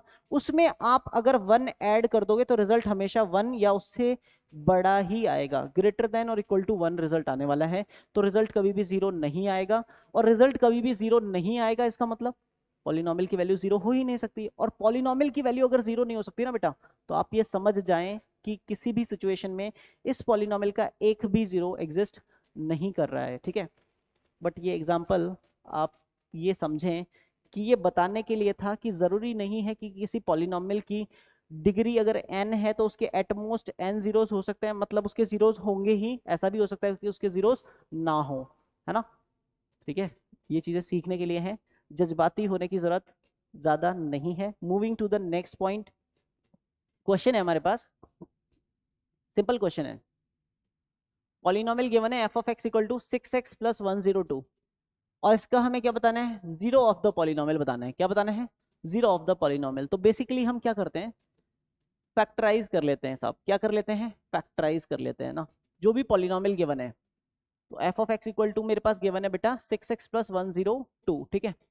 तो मैं आपको बोलूंगा इन दोनों में से क्या कॉमन आएगा, तो आप लोग क्लिक कर जाएंगे, है ना, आप लोगों को क्लिक कर जाएगा कि 6 क्या ले लो बेटा, कॉमन ले लो। 6 कॉमन लेंगे, यहाँ पे कितना बचेगा x, 6 से डिवाइड करेंगे 102 में, तो 6 1 जा 6, बचेगा मेरे पास 4, 6 7 जा 42, मेरे पास आ गया 6 ब्रैकेट x प्लस 17। ये मेरे पास फैक्टर हो गए, ठीक है। अब मेरे पास यहाँ पे दो चीजें हैं, है ना, एक तो 6 और एक ये क्वांटिटी, ठीक है। कोई भी एक प्रोडक्ट कब जीरो के इक्वल होगा, यानी एफ ऑफ एक्स की वैल्यू जीरो कब आएगी, जब या तो ये 6 जीरो बन जाए या फिर इस ब्रैकेट का रिजल्ट जीरो हो जाए, राइट। हाँ या ना, एफ ऑफ एक्स की वैल्यू जीरो तो होनी है। अगर आपको जीरो फाइंड करना है पॉलिनोमियल का, तो पॉलिनोमियल की वैल्यू को जीरो तो होना ही पड़ेगा। और पॉलिनोमियल की वैल्यू अगर जीरो होना चाह रही है, तो पॉलिनोमियल की वैल्यू जीरो सिर्फ तब होगी जब या तो 6 किसके इक्वल हो जाए, जीरो के, या फिर x प्लस 17 किसके इक्वल हो जाए, जीरो के। तो आप ये समझें बेटा कि 6 तो एक कांस्टेंट है, ठीक है, तो 6 तो बदलेगा नहीं, ये तो एक कांस्टेंट है ना, ये तो बदलने के लिए बिल्कुल तैयार नहीं है ना, है ना। इसके खून में ही बदलने का नाम वो निशान नहीं है ना, ये बिल्कुल फिक्स है। तो बदलेगा कौन, x प्लस 17। x प्लस 17 आगे चल के क्या हो जाएगा, अगर जीरो हो जाएगा तो यहां से x की वैल्यू कितनी मिलेगी मुझे, -17 मिलेगी। और ये x की वैल्यू जो -17 मुझे मिली है बेटा, ये -17 मुझे बता देगी कि यही एक जीरो ऑफ द पॉलिनोमियल है, मतलब C option is the correct answer. Hope so you got this question. बिना टाइम वेस्ट किए नेक्स्ट क्वेश्चन पे चलते हैं। क्या कहता है next question, the zeros of the polynomial, the zeros of the polynomial g of x that is equal to x square plus 3x minus 4, x square plus 3x minus 4। तो x square plus 3x minus 4 अगर हम zeros calculate करने जा रहे हैं तो basically factorise करना पड़ेगा, ये बात तो आपको पता ही है, ठीक है। तो फैक्टराइज कैसे करेंगे, हम क्या करेंगे, फर्स्ट टर्म को थर्ड टर्म से मल्टीप्लाई कर लेते हैं, ठीक है। तो अगर एक्स स्क्वायर को हम मल्टीप्लाई करें -4 से, तो it would be -4x square, right, -4x square. अब ऐसे दो टर्म सोचने हैं, ऐसे दो टर्म सोचने हैं जिनको माइनस करने पे 3 आ रहा हो। 4 कैसे कैसे बन सकता है, देखो बेटा 4 बनाने के दो तरीके, 4 1 जा 4 या फिर 2 2 जा 4। इन दोनों का डिफरेंस 0 है, इन दोनों का डिफरेंस 3 आ रहा है, मतलब आपको 4 और 1 यूज करने हैं as a numeric value, right. तो मैंने क्या किया, एक्स स्क्वायर प्लस 3x की जगह पे लिखा +4x माइनस एक्स, कितना x, -1x, और आगे -4, क्लियर। तो यहां तक की बात क्लिक होने के बाद में एक्स स्क्वायर प्लस 4x में से x कॉमन लेंगे, क्या बचेगा ब्रैकेट में, x प्लस 4 बच जाएगा। नेक्स्ट वाले दोनों टर्म्स में से -1 कॉमन लेंगे, क्या बचेगा बेटा, x प्लस 4 अगेन। दोनों टर्म्स में से हम कॉमन ले लेंगे x प्लस 4, तो ब्रैकेट में बच जाएगा x माइनस 1। चलिए सर, यहां तक तो क्लिक कर गया ना कि x प्लस 4 और x माइनस 1 ये दो हमारे पास क्या बन गए, फैक्टर्स बन गए, राइट। बट सर ये दोनों ही अब की बार तो वेरिएबल्स हैं सर, दोनों ही क्या हैं, वेरिएबल्स। सर लास्ट टाइम वाली बात अब यहाँ पे चलने वाली नहीं है। लास्ट टाइम तो एक कांस्टेंट था, तो आपने एक जन को ही जीरो करके दिखा दिया था कि सर x का वैल्यू -17 आ गया। अब तो दोनों जीरो है सर, अब आप क्या करोगे। तो मैं कहूंगा बेटा मान लो अगर ये इक्वल टू जीरो है, ये वाला टर्म किसके इक्वल है, जीरो के। मान लेते हैं कि अगर x प्लस 4 किसके इक्वल है, जीरो के, क्योंकि पॉलिनोमियल का वैल्यू तो जीरो बन रहे हैं, है ना। पॉलिनोमियल का वैल्यू क्या बन रहा है, जीरो बन रहा है, क्योंकि जीरोस एग्जिस्ट कर रहे हैं। तो पॉलिनोमियल का वैल्यू अगर जीरो बना है, तो या तो ये जीरो है या फिर ये वाला टर्म जीरो है, राइट। तो दोनों में से एक जन जीरो है, तो पहले x प्लस 4 को जीरो के इक्वल किया, तो x का वैल्यू कितना आया बच्चे, -4। और जब x माइनस 1 को जीरो के इक्वल करेंगे, तो x का वैल्यू कितना निकल के आएगा, 1। तो क्या सर इस पॉलिनोमियल के दो जीरोस हैं, बिल्कुल दो जीरोस हैं, कौन कौन, -4 और 1, ठीक है।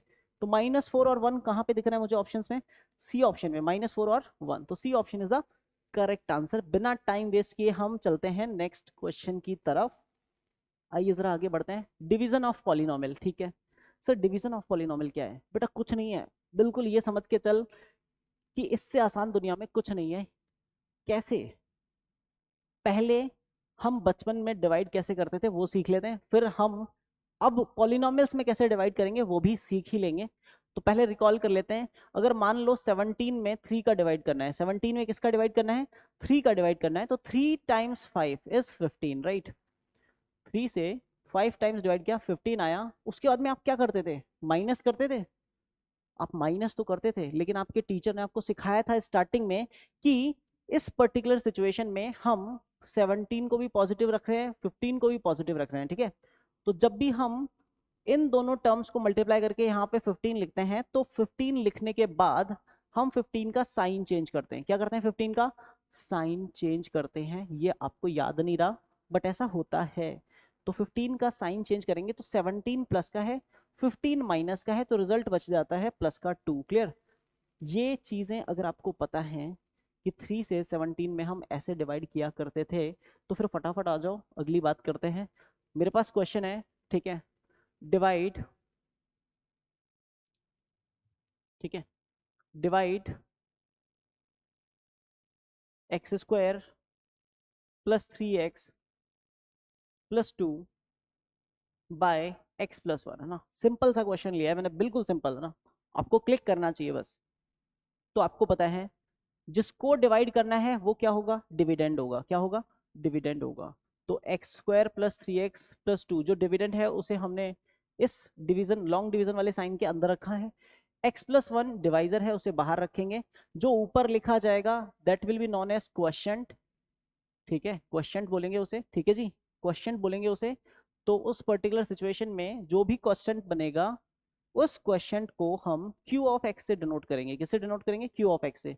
और जो भी लास्ट में रिमाइंडर आएगा उसको हम R ऑफ x से डिनोट करने वाले हैं। ये बेसिक इसकी स्ट्रेटजी थी। ध्यान से समझे डिवाइड कैसे करना है।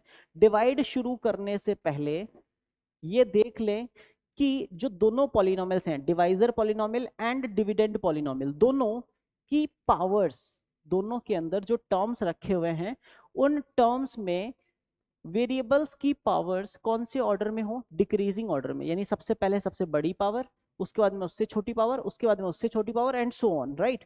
और ऐसा करने के बाद, ऐसा सेम प्रोसीजर आप डिवाइजर के साथ भी करें, डिविडेंड के साथ भी करिए। इसके बाद क्या करना है? फर्स्ट टर्म में फर्स्ट टर्म का डिवाइड, है ना? फर्स्ट टर्म में फर्स्ट टर्म का डिवाइड, यानी यहाँ पे देखिए, अंदर फर्स्ट टर्म मतलब क्या? एक्स स्क्वायर, उसमें डिवाइड करना है। बाहर वाले में फर्स्ट टर्म क्या? एक्स, उसका डिवाइड कर दीजिए। फर्स्ट टर्म में फर्स्ट टर्म का डिवाइड किया, एक्स स्क्वायर में एक्स का डिवाइड किया, कितना आएगा बच्चे? एक्स आ जाएगा। तो यहाँ से एक्स आया, तो मुझे एक्स को कहाँ डिनोट करना है? यहाँ पे एक्स को लिख देना है। एक्स लिखने के बाद में इस एक्स को आप एक्स से मल्टीप्लाई किए, एक्स टाइम्स एक्स कितना आया? X square. फिर एक्स को आप प्लस 1 से मल्टीप्लाई कीजिए तो कितना हुआ? एक्स इंटू प्लस 1, तो इट इज प्लस 1x, ठीक है जी। उसके बाद में वही प्रोसीजर जो भूल गए थे, क्या करना होता है? माइनस साइन लगाना होता है, यानी साइन चेंज करना होता है। तो यहाँ पे एक्स स्क्वायर पॉजिटिव, यहाँ पे भी एक्स स्क्वायर कैसा है? पॉजिटिव ही आया है। तो जो भी एक्स स्क्वायर का साइन होगा यहाँ पे, जो भी इसका साइन होगा, उस साइन को हम पलट देंगे, ना? ये प्लस का है अभी तो इसको माइनस कर दिया, ये 1x भी प्लस का है, इसको भी क्या कर दिया? माइनस कर दिया। अब आप आगे समझें कि प्लस का एक्स स्क्वायर और माइनस का एक्स स्क्वायर दोनों क्या हो जाएंगे बेटा? कैंसिल हो जाएंगे, दोनों हो जाएंगे कैंसिल। प्लस के 3x में से माइनस किया 1x, तो कितना बचेगा? 2x, और आगे plus 2 as it is. Now 2x में अगर मैं x का डिवाइड करूं, क्योंकि अब फर्स्ट टर्म के नाम पे मेरे पास क्या है? 2x है, और यहाँ पे फर्स्ट टर्म के नाम पे क्या है? x है। तो मैंने क्या किया? 2x में मैंने डिवाइड किया बच्चे x का, x से x कैंसिल हो गया, कितना आंसर आया? 2 आया। तो यहाँ पे आप, वो 2 प्लस का है इसलिए यहाँ पे आपने लिखा प्लस 2। क्या लिखा? प्लस 2। उसके बाद प्लस 2 को x से मल्टीप्लाई करूंगा, कितना आएगा? 2x। प्लस 2 को 1 से मल्टीप्लाई करूंगा, 2 1 जा प्लस का 2। फिर sign change, minus minus, first term always cancel, plus 2 minus 2 result 0। तो आप ये समझें कि क्वोशिएंट जो आएगा q ऑफ x वो हो जाएगा x प्लस 2 के इक्वल, और रिमाइंडर जो आएगा r ऑफ x वो किसके इक्वल हो जाएगा? 0 के, राइट? होप सो आपको ये डिवीजन अच्छे से समझ में आ गया होगा। अब आप बोलेंगे सर ये तो बहुत आसान क्वेश्चन था, तो चलो एक टफ क्वेश्चन भी कर लेते हैं, थोड़ा सा अच्छा क्वेश्चन देख लेते हैं, ठीक है? तो क्वेश्चन कुछ इस टाइप से है, divide f of x that is equal to this one by g of x that is equal to x plus 2, ठीक है? बट उससे पहले आप ये समझ लें कि सर जैसे आपने बताया था 17 में 3 का डिवाइड, 3 टाइम्स 5 15, रिमाइंडर 2 आता है। तो सर इस वाले पैटर्न में ना हम 17 को वापस बना सकते हैं बिना 17 का यूज किए। कैसे? कि सर 3 इंटू 5 प्लस 2 कर देते हैं ना, तो 3 5 जा 15 प्लस 2 कितना हो जाएगा? 17 हो जाएगा। और सर हमें इसे इसका पैटर्न भी पता है। क्या पता है? कि sir dividend equals to divisor multiply quotient plus reminder होता है सर। तो बेटा ये बात समझो कि जो चीज यहाँ पे काम आ रही है वो चीज पॉलिनोमियल्स में भी काम आएगी, ठीक है। Dividend equals to divisor multiply question plus remainder हर एक लॉन्ग डिवीजन में वर्क करेगा, है ना। तो ये लॉन्ग डिवीजन मेथड जो हम यहाँ पे सीख रहे हैं पॉलिनोमियल्स का, इसमें भी डिविडेंड हमेशा divisor into question plus reminder के इक्वल होता है। ये बात आप मान के चलें, है ना, ऐसा होता ही है, ठीक है। चलिए मूविंग टू द नेक्स्ट, इस पर्टिकुलर क्वेश्चन पे बात कर लेते हैं। क्या करना है, हमें डिवाइड करना है एफ ऑफ एक्स में जी ऑफ एक्स का। जी ऑफ एक्स कितना है, एक्स प्लस टू, तो बाहर लिखेंगे एक्स प्लस टू। अंदर मुझे लिखना है ये पूरा पॉलिनोमियल, लेकिन मैं इसे एज इट इज नहीं लिखूंगा क्योंकि मुझे पता है कि सबसे बड़ी पावर एक्स की कौन है, एक्स पावर 5, तो सबसे पहले उसको लिखा जाए, ठीक है, बड़ों को नाराज नहीं करना है। फिर माइनस 3x पावर 4, तो यहाँ पे minus 3x power 4 as it is आएगा। उसके बाद में प्लस में 2x³ एज इट इज आएगा बेटा, ठीक है। और उसके बाद एक्स स्क्वायर, ठीक है जी, और सबसे लास्ट में प्लस का 5, ठीक है। करे डिवाइड शुरू, बिल्कुल, चलिए आइए बातें कर लेते हैं। तो सबसे पहले फर्स्ट टर्म का डिवाइड, तो एक्स पावर 5 में एक्स का डिवाइड किया, कितना आएगा, एक्स टू द पावर 4, तो मैंने यहाँ पे लिखा x to the power 4। X to the power 4 को एक्स से मल्टीप्लाई किया, एक्स टू द पावर 5 हो गया। एक्स टू द पावर 4 को 2 से मल्टीप्लाई किया, 2x टू द पावर 4 हो गया। फिर आपके कहे से sign change, first term always cancel. Now minus 3x power 4 और माइनस 2x पावर 4, ये दोनों मिलके बना लेंगे माइनस के 5x टू द पावर 4। अगली बात, प्लस का 2x³ प्लस का एक्स स्क्वायर प्लस का 5 एज इट इज। अब फर्स्ट टर्म क्या है, माइनस 5x पावर 4 है। 5x पावर 4 माइनस का है, उसमें डिवाइड करूंगा मैं फर्स्ट टर्म x का, कैंसिल करेंगे, कितना आएगा, माइनस 5x³ आएगा। तो आपको यहाँ पे as it is minus 5x³ लिख देना है बेटा। जैसे ही आप माइनस 5x³ यहाँ पे लिख देंगे, माइनस 5x³ को x से मल्टीप्लाई करेंगे, कितना आएगा बच्चे, मल्टीप्लाई करेंगे minus 5x to the power 4, minus 5x³ को प्लस 2 से मल्टीप्लाई करेंगे तो माइनस का 10x³, ठीक है जी। फिर क्या करें साहब, फिर से साइन चेंज कर बेटा, माइनस को plus, first term always cancel. तो 2x³ और 10x³ ये मिला के हो गए 12x³ प्लस में एक्स स्क्वायर और प्लस में 5 एज इट इज। सर अब तो फर्स्ट टर्म 12x³ है, बिल्कुल 12x³ है, तो क्या हुआ 12x³ में फिर से फर्स्ट टर्म किसका डिवाइड करो, x का। डिवाइड किया, कितना आया, 12x² आया। बिल्कुल, आप 12x² यहाँ पे लिख दीजिए। 12x² को x से मल्टीप्लाई कीजिए, कितना हो गया 12x³। 12x² को 2 से मल्टीप्लाई कीजिए, 12 2 कितना आ जाएगा बच्चे, 24x²। फिर क्या करना है, sign change, minus minus, first term always cancel, plus का 1x² है, माइनस का 24x² है, सब्ट्रैक्ट करेंगे क्योंकि साइन डिफरेंट है, तो माइनस 24x² और प्लस का 1x², तो रिजल्ट बचेगा मेरे पास माइनस का 23x², क्लियर। और नेक्स्ट टर्म कितना है बच्चे, प्लस में 5। अब क्या करें सर, माइनस 23x² है, कोई बात नहीं बेटा, कंसेप्ट मत भूले, बेसिक याद रहेगा ना बेटा तो हर एक क्वेश्चन को कर जाएगा। तो माइनस 23x² में x का डिवाइड कर, कितना आएगा, माइनस 23x आएगा, यहाँ पे लिख दे बेटा माइनस 23x। मल्टीप्लाई कर बेटा, माइनस 23x को x से मल्टीप्लाई किया, माइनस 23x², माइनस 23x को 2 से मल्टीप्लाई किया तो माइनस का 46x आ जाएगा। सर इसके जैसा तो कोई टर्म भी नहीं है, कोई बात नहीं बेटा लिख ले। फिर उसके बाद में साइन चेंज कर, plus plus, first term always cancel. अब सर क्या करें, पहले 5 को लिखें या पहले 46x को लिखें, तो बेटा पहले 46x को लिखेगा, क्यों, क्योंकि x की पावर्स के डिक्रीजिंग ऑर्डर में हम लिखते आए हैं, वही करेंगे जो सिखाया गया है वो बिल्कुल एज इट इज याद रखेंगे, राइट। तो 46x प्लस 5 में अब फर्स्ट टर्म है 46x, उसमें डिवाइड करेंगे x का, राइट। 46x में डिवाइड करेंगे x का, x से x कैंसिल, प्लस का 46, अब यहाँ पे आगे लिखा जाना है। 46 को x से मल्टीप्लाई किया, 46x आया, 46 को 2 से किया मल्टीप्लाई तो आया 92, साइन चेंज, माइनस माइनस ये दोनों कैंसिल, 92 प्लस का है, 5 माइनस का है तो माइनस 87, यहाँ पे मेरे पास आ जाएगा रिमाइंडर। तो आप ये समझ पाए होंगे कि क्वेश्चन इक्वल्स टू हो गया है x to the power 4 minus 5x³ plus 12x² minus 23x plus 46, right. ये तो क्वेश्चन है हमारे पास। और रिमाइंडर की अगर मैं बात करूं, रिमाइंडर कितना आया, तो रिमाइंडर आया साहब minus 87, right. Both things clear to you? Moving to the next point. अगर एक और डिवाइड आपको करना है तो वो भी आप चेक कर सकते हैं, ठीक है। एनसीईआरटी में बहुत सारे डिवाइड अवेलेबल हैं, लॉन्ग डिवीजन के क्वेश्चंस हैं, वो आप लगाएं, ठीक है। Now moving to the next, reminder theorem. अब रिमाइंडर थ्योरम क्या कहता है, ध्यान से समझें। रिमाइंडर थ्योरम कहता है कि लॉन्ग डिवीजन में, सर आपने जो इतना बड़ा लॉन्ग डिवीजन किया ना सर, इसमें आपको बहुत तकलीफ हुई होगी, है ना। तो इसका भी एक शॉर्टकट है ना, कि अगर आपको बिना डिवाइड किए रिमाइंडर चाहिए ना, तो इसका एक बहुत आसान तरीका है। क्या आसान तरीका है कि सर आपका यहाँ पे रिमाइंडर कितना आया, -87 आया। यही क्वेश्चन सर आप अगर उधर लेके चलें, ठीक है, कि f of x equal to कितना है मेरे पास, x⁵ -3x³ ठीक है, एंड फर्दर कितना है, सॉरी 3x⁴ है, 2x³ x² + 5 है ना।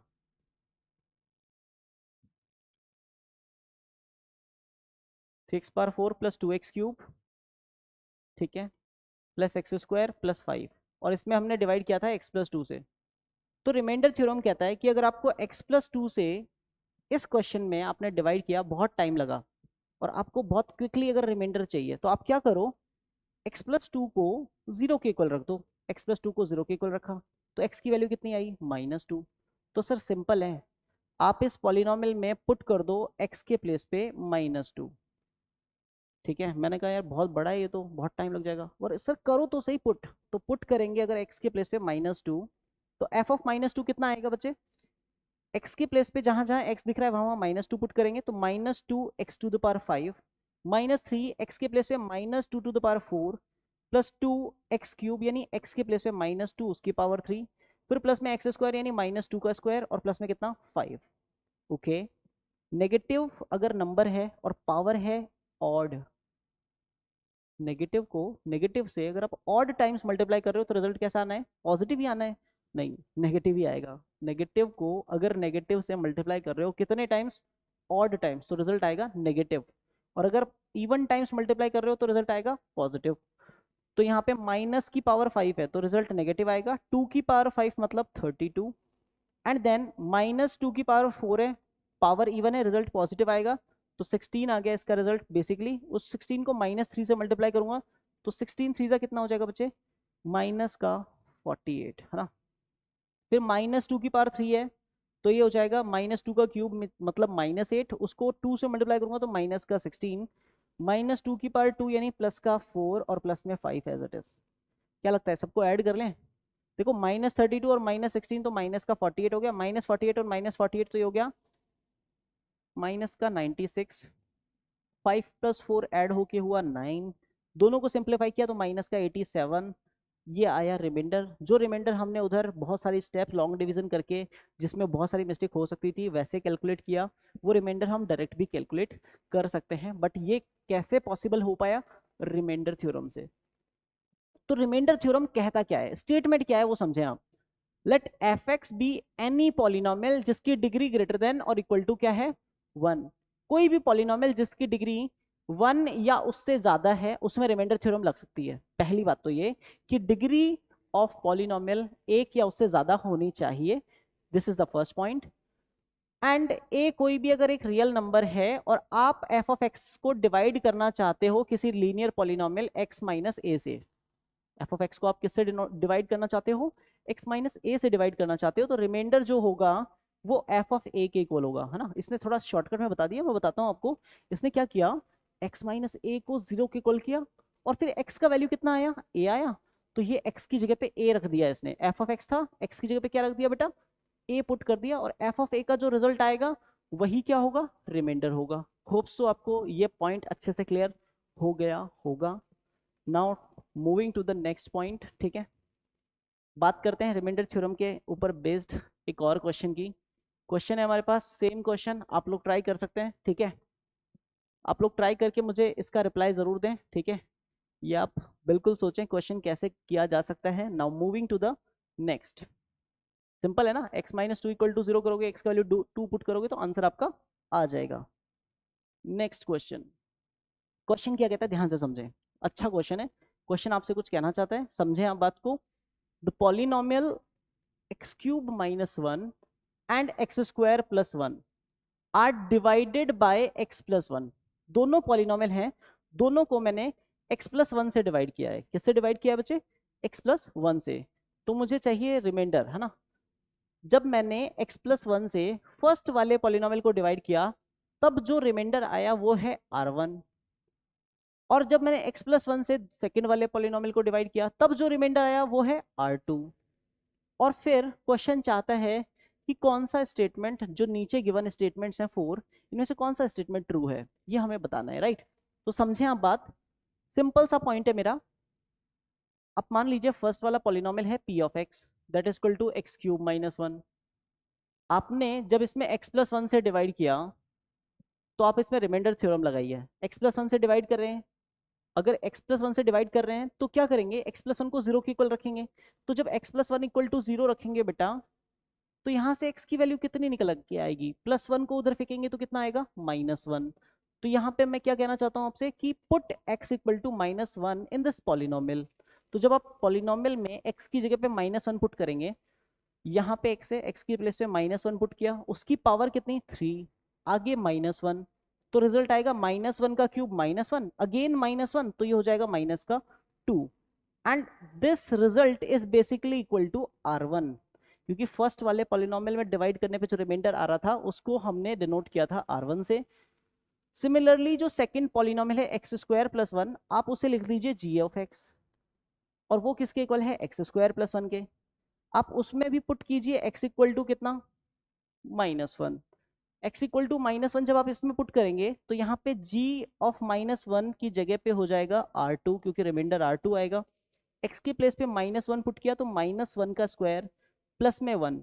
आपको पता है -1 का स्क्वायर माइनस की पावर इवन, तो रिजल्ट प्लस आएगा, तो प्लस का 1 और आगे भी प्लस का 1, तो रिजल्ट हो गया 2। तो r2 का वैल्यू आ गया 2।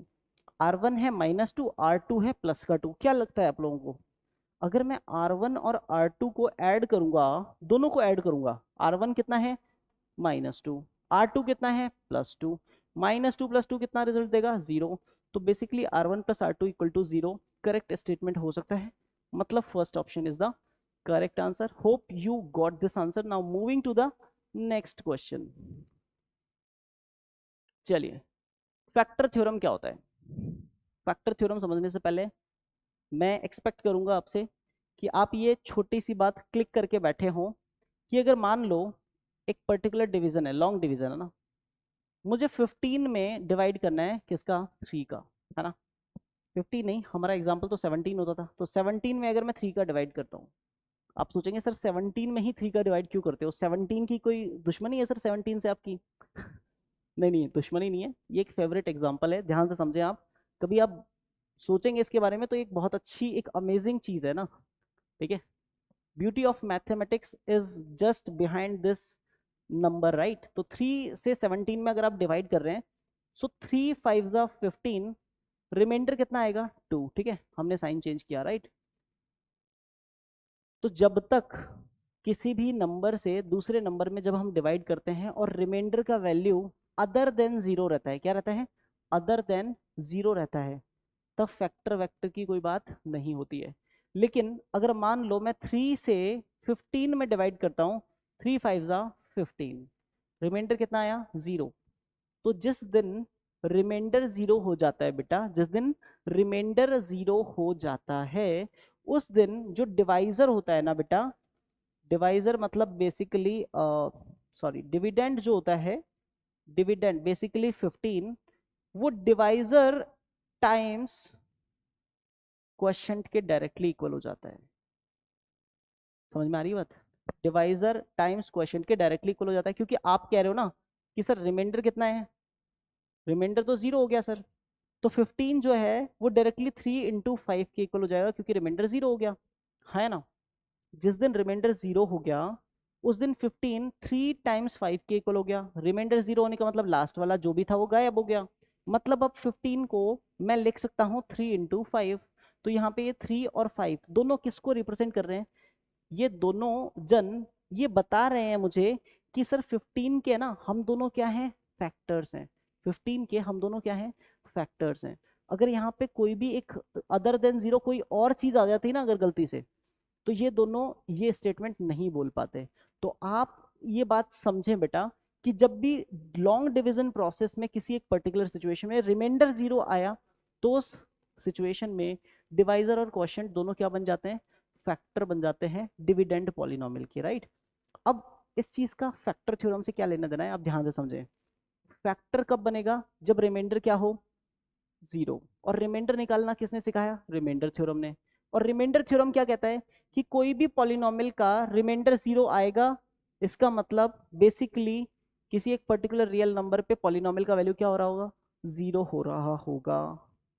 आप ये समझें कि अगर कोई भी एक पर्टिकुलर सिचुएशन में x माइनस एक पॉलिनोमियल है, क्या है, x माइनस एक पॉलिनोमियल है, उससे मैंने किसी दूसरे पॉलिनोमियल f ऑफ x में डिवाइड किया, उससे मैंने f ऑफ x में क्या किया, डिवाइड किया, तो रिमाइंडर क्या आएगा, रिमाइंडर आएगा f ऑफ a।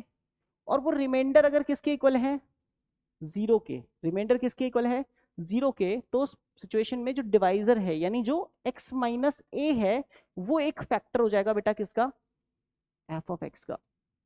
क्योंकि आप f ऑफ x में डिवाइड करने जा रहे थे किससे बेटा, अगर आप f ऑफ x में डिवाइड कर रहे हो x माइनस ए से, तो जो भी रिमाइंडर आएगा वो f ऑफ a के इक्वल होता है, ऐसा हमें किसने बताया, रिमाइंडर थ्योरम ने बताया।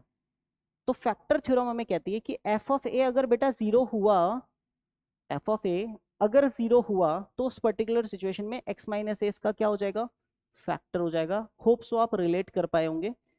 तो किसी भी सिचुएशन में if f of x is a polynomial of degree greater than और इक्वल टू 1, किसी भी सिचुएशन में अगर किसी पॉलिनोमियल का डिग्री 1 या उससे ज़्यादा है और a कोई भी एक रियल नंबर है, मैंने पॉलिनोमियल में x की जगह पे कितना पुट किया, a पुट किया, और रिजल्ट कितना आ गया, 0 आ गया। रिजल्ट कितना आ गया, 0। मतलब x माइनस ए से अगर डिवाइड करके देखूं पॉलिनोमियल को तो रिमाइंडर 0 आ रहा होगा, तब x minus A is a factor of F x. Hope so आपको पहली बात क्लिक कर गई होगी। सेकेंड पॉइंट भी बिल्कुल ऐसा ही है। अगर कोई आपको डायरेक्टली आके बोलता है कि x माइनस ए फैक्टर है f ऑफ x का, मैंने देखा है सर कि f x माइनस ए जो है वो f ऑफ x का एक फैक्टर है, तो मैं बोलूंगा अभी अगर तुमने देखा है इसका मतलब f ऑफ a का वैल्यू किसके इक्वल होना चाहिए, 0 के इक्वल होना चाहिए। दोनों बातें एक दूसरे की वाइस वर्सा है कि अगर x माइनस ए फैक्टर है f ऑफ x का, तब f ऑफ a क्या होना चाहिए, 0। और अगर f ऑफ a 0 है तो उसके पीछे रीजन क्या रहेगा, x माइनस ए फैक्टर होगा। दोनों बातें अगर आपको क्लिक हैं तो moving to the next point. ठीक है, चलते हैं आगे बढ़ते हैं नेक्स्ट पॉइंट पे। ठीक है, फैक्टर थ्योरम के बाद इसके ऊपर बेस्ड क्वेश्चन पे बात कर लेते हैं, राइट। क्वेश्चन क्या कहता है, क्वेश्चन कह रहे हैं if x minus two is a factor of polynomial. ये उसने बोला है कि x माइनस टू फैक्टर है, x माइनस टू फैक्टर है, इसका मतलब x माइनस टू को आप 0 के इक्वल करेंगे तो x का वैल्यू कितना आएगा बच्चे, 2 आएगा। तो x का वैल्यू इस पॉलिनोमियल में आप पुट करिए। जैसे ही आप इस polynomial f of x equal to x cube plus 2x square minus के एक्स प्लस में 10, इस पॉलिनोमियल में x के प्लेस पे अगर आप 2 पुट करेंगे तो इस पॉलिनोमियल का वैल्यू किसके इक्वल होना चाहिए, 0 के इक्वल होना चाहिए। मतलब x माइनस टू से इसको डिवाइड करने पे रिमाइंडर 0 आना चाहिए। मतलब रिमाइंडर थ्योरम के अकॉर्डिंग जो रिमाइंडर आ रहा है वो 0 होना चाहिए। तो x की जगह पे आप 2 पुट कर दो, पॉलिनोमियल का वैल्यू 0 ही आएगा। इसके लिए आप श्योर हो, और इसके लिए अगर आप श्योर हो तो आप डायरेक्टली क्या लिखोगे, x का वैल्यू यहाँ पे 2 पुट करोगे तो 2 का क्यूब प्लस 2x स्क्वायर, मतलब 2 इंटू एक्स के प्लेस पे 2 का स्क्वायर माइनस के टाइम्स x के प्लेस पे 2 प्लस में 10, दैट इज इक्वल टू कितना हो जाएगा बच्चे, 0 हो जाएगा। ये इक्वल टू 0 हो गया। इसके बाद 2 का क्यूब कितना होता है 8, 2 स्क्वायर 4, 4 टू जा 8, देन माइनस के को 2 से मल्टीप्लाई किया माइनस का 2k एंड प्लस में 10, दैट इज इक्वल टू कितना हो जाएगा बच्चे, 0 हो जाएगा। नाउ माइनस 2k को अगर उधर उधर फेंकेंगे हम राइट हैंड साइड में तो प्लस का 2k बन गया। वो 10 प्लस 8 18, 18 प्लस 8 कितना हो जाएगा 26।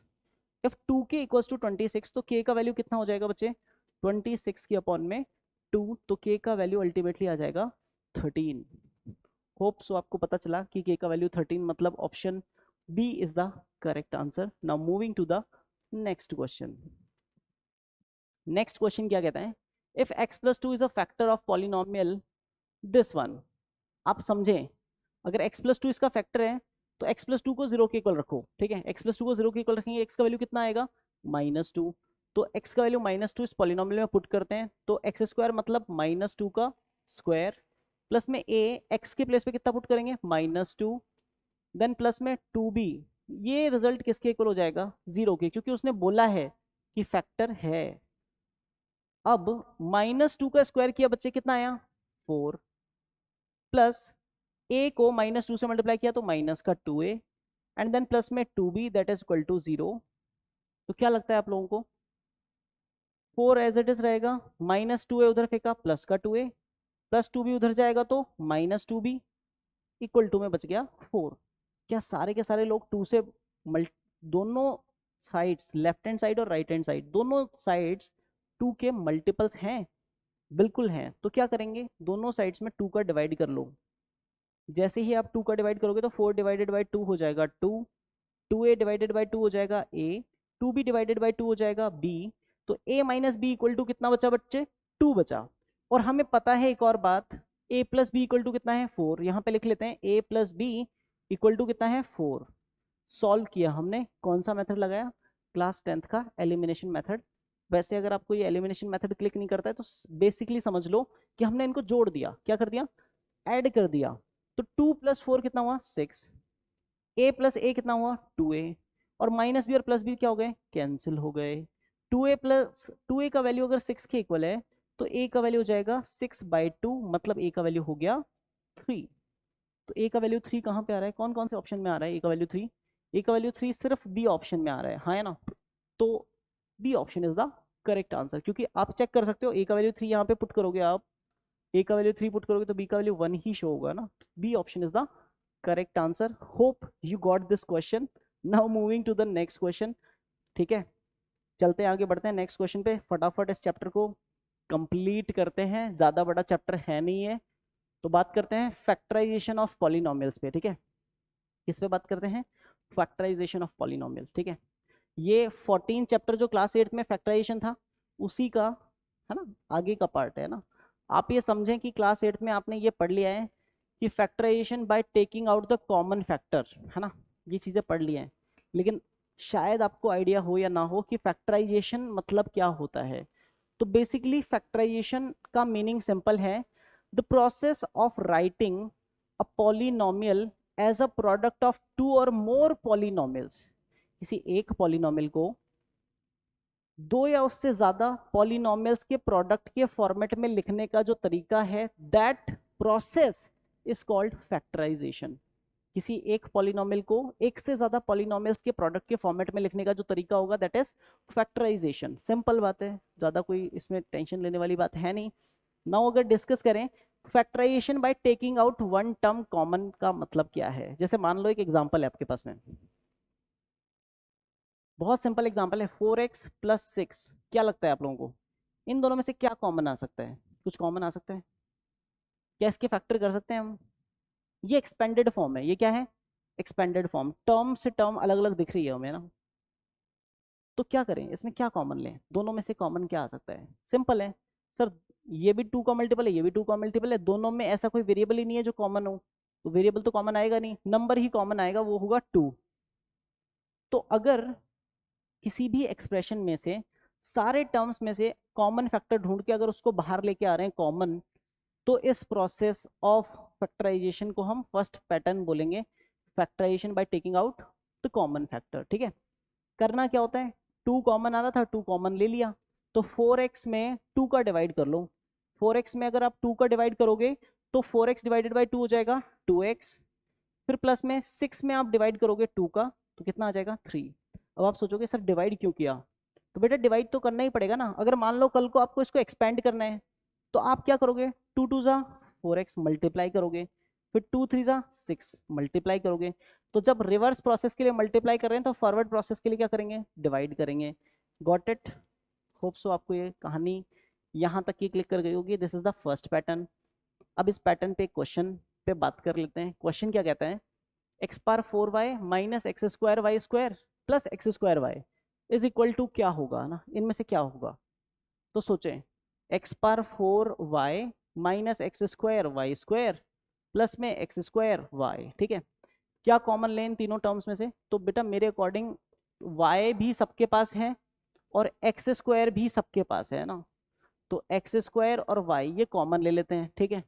तो फर्स्ट वाले टर्म के पास में एक्स की पावर 4 है, एक्स की पावर 2 कॉमन ले ली तो एक्स की पावर कितनी बच जाएगी? 2 बच जाएगी। और वाई की पावर यहाँ पे 1 थी, 1 ही कॉमन ले ली तो उसके पास कुछ बचा ही नहीं, तो सिर्फ एक्स स्क्वायर फर्स्ट टर्म में से रिमेनिंग पार्ट की तरह बचेगा। माइनस नेक्स्ट वाले टर्म में है एक्स स्क्वायर वाई स्क्वायर, क्या है?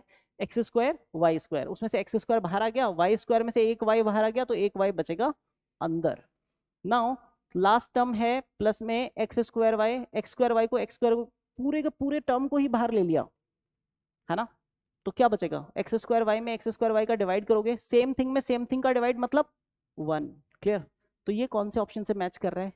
अकॉर्डिंग टू मी ये तो फर्स्ट ऑप्शन ही दिख रहा है, तो first option is the correct answer. Now moving to the next point, अगले पॉइंट पे बात करते हैं, factorization by grouping the terms. Factorization कौन से मेथड से? By grouping the terms. जैसे मान लो किसी एक पर्टिकुलर सिचुएशन में ऐसा हो जाए कि 4x स्क्वायर, ठीक है जी, 4x स्क्वायर प्लस में मेरे पास है 6x, ठीक है जी, और प्लस में आगे लिखा हुआ है मेरे पास 2xy और लास्ट में है प्लस में 3y, है ना। ऐसा कुछ अगर मेरे पास लिखा हुआ है और मुझे उसको फैक्टराइज करना है, तो मुझे क्या करना है? इन चारों में से देखना है क्या कुछ कॉमन है। सब में से तो कोई कॉमन टर्म कॉमन आ नहीं रही, 1 के अलावा किस सारे टर्म्स में से कुछ भी कॉमन नहीं है, तो हम टू टू टर्म्स के ग्रुप बना लेते हैं। क्या कर लेते हैं? टू टू टर्म्स के ग्रुप बना लेते हैं बेटा, ठीक है। इन दोनों में से टू टू टर्म्स के ग्रुप जो मैंने बनाया, उन दोनों में से क्या कॉमन आ रहा है? आप सोचेंगे कि इन दोनों में से 2x अगर कॉमन लें तो 4x स्क्वायर में 2x का डिवाइड करो, 4 में 2 का डिवाइड 2, एक्स स्क्वायर में x का डिवाइड x, बच गया। क्लियर? प्लस 6x में अगर आप 2x का डिवाइड करोगे तो 6 में 2 का डिवाइड 3, x में x का डिवाइड गायब, तो 2x plus 3 bracket close. Next two terms में से क्या लगता है क्या कॉमन ले बेटा? क्या y कॉमन ले लें दोनों में से? बिल्कुल y कॉमन ले लिया दोनों में से, तो 2xy में y का डिवाइड किया, कितना बचेगा बेटा? 2x प्लस 3y में से y कॉमन ले लिया, क्या बचेगा? 3। अब इन दोनों टर्म्स में से क्या कॉमन ले लें हम?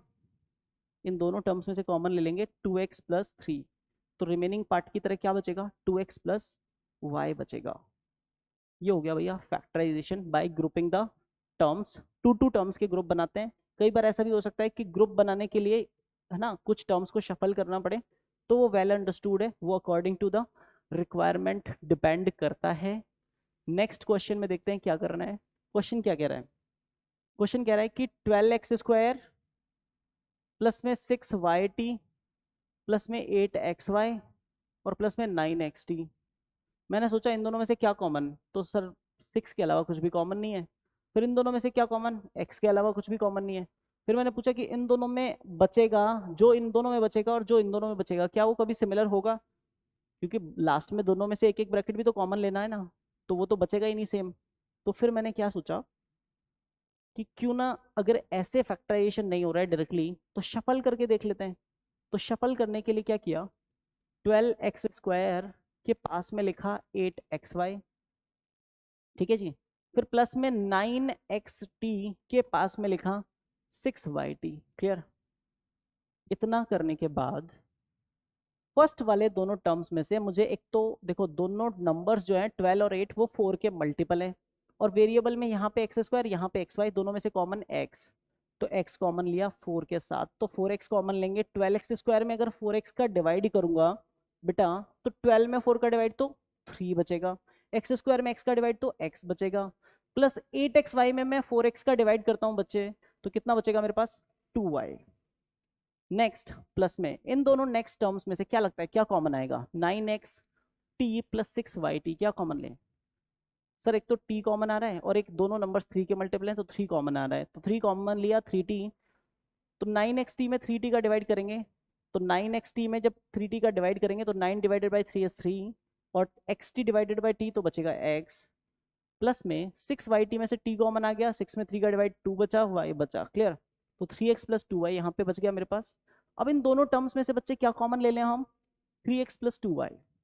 तो जैसे ही आप इन दोनों टर्म्स में से 3x प्लस 2y कॉमन लेंगे बेटा, तो इस पूरे टर्म में से जब ये गायब हो जाएगा तो क्या बचेगा? 4x।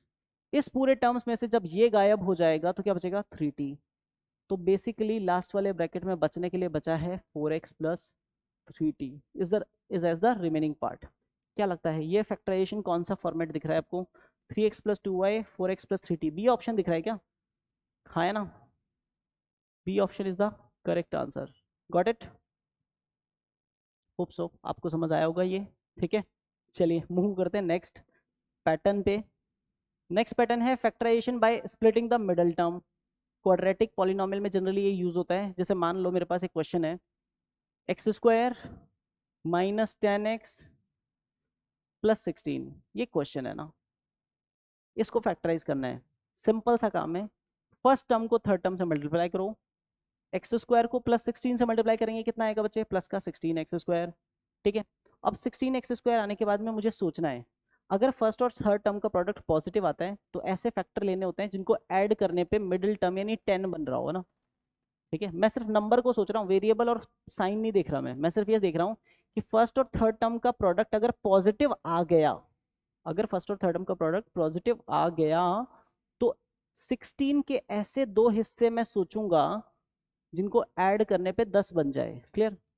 अब आप सोचो कि 16 कैसे कैसे बनता है, 16 वन जा 16 और 8 टू जा 16 और 4 4 जा 16।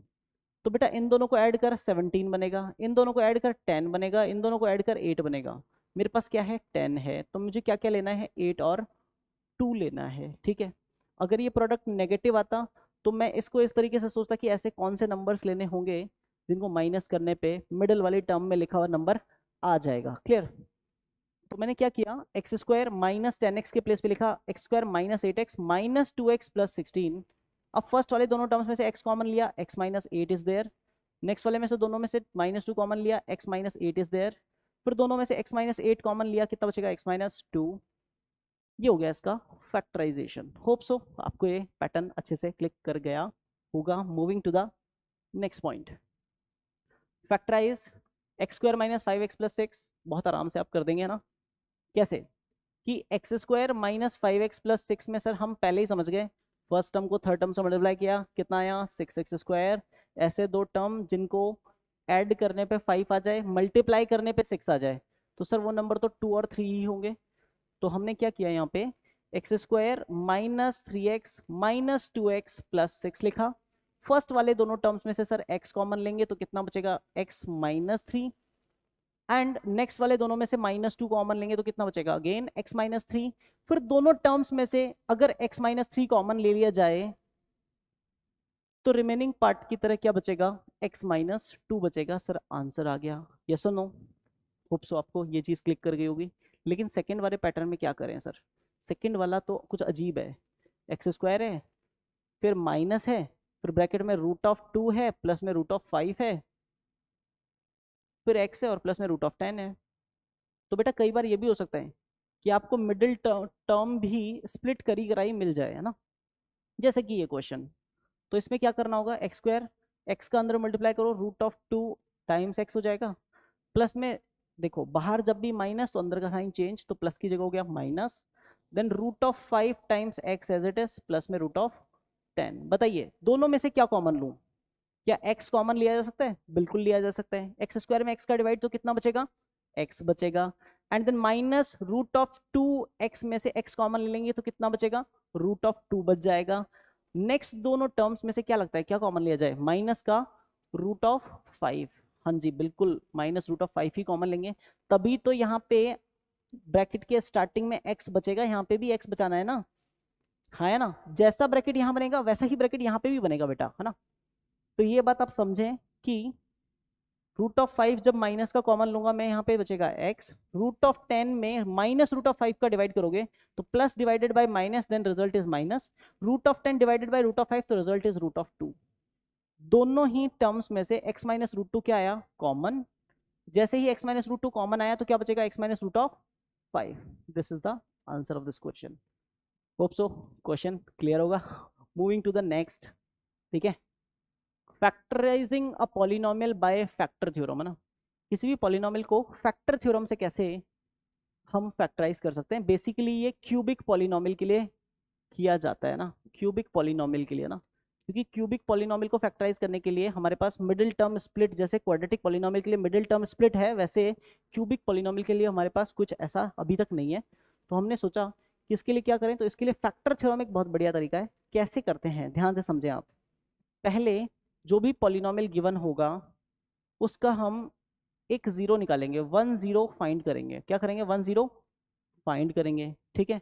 फिर उस 1 0 से क्या करेंगे, हम उसका एक फैक्टर बना लेंगे, वन फैक्टर क्रिएट करेंगे ना, उसका एक वन फैक्टर क्रिएट करेंगे। फिर उस वन फैक्टर से हम क्या करेंगे, डिवाइड कर देंगे, है ना। उस वन फैक्टर से क्या करेंगे, डिवाइड कर देंगे एफ ऑफ एक्स में। डिवाइड करने पे उसका क्वोशिएंट आ जाएगा, और रिमाइंडर तो 100% जीरो आएगा, क्योंकि आपने यहाँ पे बोला ना कि हम फैक्टर क्रिएट करेंगे, तो फैक्टर से जब भी डिवाइड करेंगे तो रिमाइंडर जीरो ही आएगा, ठीक है। तो रिमाइंडर जब जीरो आ जाएगा तो उस कंडीशन में एक फैक्टर आपको ये मिल गया, और बाकी के दो फैक्टर आप क्यू ऑफ एक्स से निकाल सकते हो, ठीक है। समझें ये चीज हम कैसे करेंगे, क्वेश्चन देख लेते हैं, ठीक है। क्वेश्चन क्या कहता है, factorize, factorize x cube minus x square minus 4x plus 4। ये एक पॉलिनोमियल है हमारा एफ ऑफ एक्स, ठीक है जी। सोल्यूशन में ध्यान से समझें, हमें इसे फैक्टराइज थ्योरम का यूज करके फैक्टराइज करना है, फैक्टर थ्योरम का यूज करके फैक्टराइज करना है। ध्यान से समझें आप कैसे कर पाएंगे। सबसे पहला काम है, आप इसकी कांस्टेंट टर्म ऑब्जर्व करिए। क्या ऑब्जर्व करिए बेटा, कांस्टेंट टर्म ऑब्जर्व करिए। कांस्टेंट टर्म कितनी है यहाँ पे, कांस्टेंट टर्म है 4। कांस्टेंट टर्म मतलब टर्म विदाउट वेरिएबल, है ना, टर्म फ्री फ्रॉम वेरिएबल, है ना। वैसे फ्री तो नहीं है, एक्स बार जीरो है वहाँ पे, है ना, लेकिन वो एक्स बार जीरो कहने के लिए है, वैसे वहाँ पे वेरिएबल नहीं है ना। तो कांस्टेंट टर्म 4 है। इसके फैक्टर क्या क्या हो सकते हैं, 4 के फैक्टर सोचो। 4 में कौन कौन से नंबर का डिवाइड जा सकता है, 1 का डिवाइड जा सकता है, बिल्कुल, +1 का भी जा सकता है, -1 का भी जा सकता है, और +2 और -2 का डिवाइड जा सकता है, प्लस के 4 और माइनस के 4 का भी डिवाइड जा सकता है। इन 6 लोगों का डिवाइड जा सकता है। तो आप इन 6 में से एक एक करके, एक एक नंबर पुट कर करके देखिए इस पॉलिनोमियल में कि कौन से नंबर, यानी +1 या -1, +2 या -2 या +4 या -4, कौन से नंबर के लिए इस पॉलिनोमियल का वैल्यू बिकम्स 0, है ना। तो सबसे पहले क्या किया, put x equal to 1, put किया, एफ ऑफ 1 कितना आएगा, 1 का क्यूब माइनस 1 का स्क्वायर माइनस 4 इंटू 1 और प्लस में 4, तो हो गया 1 - 1 -4 + 4, तो रिजल्ट कितना आ गया, 0 आ गया। तो सर x इक्वल टू 1 रखने पे पॉलिनोमियल का वैल्यू 0 हो गया, hence x - 1 is a factor of f of x, है ना। x - 1 क्या हो गया, फैक्टर हो गया किसका, इस गिवन पॉलिनोमियल का। क्यों, क्योंकि सर x प्लस, हमने फैक्टर थ्योरम में पढ़ा है, x - a is a factor, is a factor of f of x। पहली लाइन थी इफ, बहुत बड़ा बड़ा इफ लिखा हुआ था, if f of a is equal to 0, तो यहाँ पे f of 1 is equal to कितना आया, 0 आया। तो x - 1 is a factor of f of x, ये बात के लिए आप मना नहीं कर सकते। ये बात अगर क्लियर है तो फिर आगे बढ़ते हैं। तो इसके बाद जब x - 1 एक फैक्टर आ गया, हमें क्या करना है, गिवन पॉलिनोमियल में x - 1 से डिवाइड कर देना है। तो मैंने लॉन्ग डिवीजन का साइन बना लिया, x³ - x² -4x + 4 में अब x - 1 से डिवाइड करने की तैयारी हमने शुरू कर दी है। फर्स्ट टर्म है x³, उसमें डिवाइड करेंगे, फर्स्ट टर्म x से डिवाइड किया, मेरे पास आया x², यहाँ पे लिखा x², x² को x से मल्टीप्लाई करेंगे x³ आ जाएगा, x² को -1 से मल्टीप्लाई करेंगे माइनस का x² आ जाएगा। क्लियर बेटा। इसके बाद क्या करना है, साइन चेंज, यहाँ पे माइनस यहाँ पे plus, first term always cancel, और -x² और +x² ये भी बाय डिफॉल्ट, है ना, इसमें मेरा कोई रोल नहीं है, ये कैंसिल हो गए, ठीक है। आगे नेक्स्ट टर्म मैंने कॉपी किया -4x और प्लस में कितना 4। अब फर्स्ट टर्म है -4x, ठीक है, इसमें डिवाइड करेंगे किसका, x का, x से x कैंसिल हुआ, कितना बचा -4, तो यहाँ पे मैंने लिखा -4। अब -4 को x से मल्टीप्लाई किया -4x, -4 को -1 से किया तो माइनस माइनस प्लस का 4, साइन चेंज, यहाँ पे प्लस यहाँ पे minus, first term always cancel, और +4 -4 बाय डिफॉल्ट 0।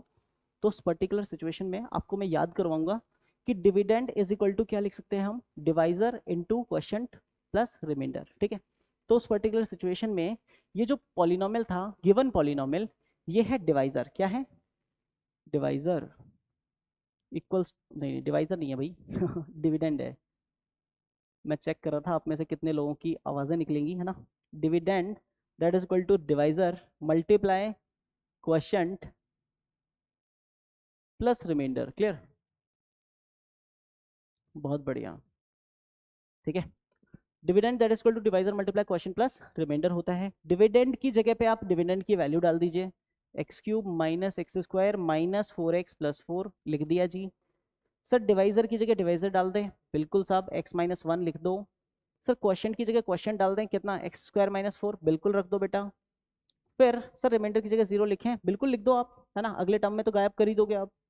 फिर मैंने कहा कि याद करो x माइनस 1 तो as it is, x minus 4, x square minus 4 में x का होल स्क्वायर करेंगे तो एक्स स्क्वायर बनता है, और माइनस 4 जो है वो एक्चुअल में, माइनस तो छोड़ो आप, 4 जो है वो 2 का क्या होता है, स्क्वायर होता है। क्लियर, तो यहाँ पे ए स्क्वायर माइनस बी स्क्वायर की आइडेंटिटी लगाएंगे, तो यहाँ पे फैक्टर बन जाएंगे x प्लस 2 और x माइनस 2।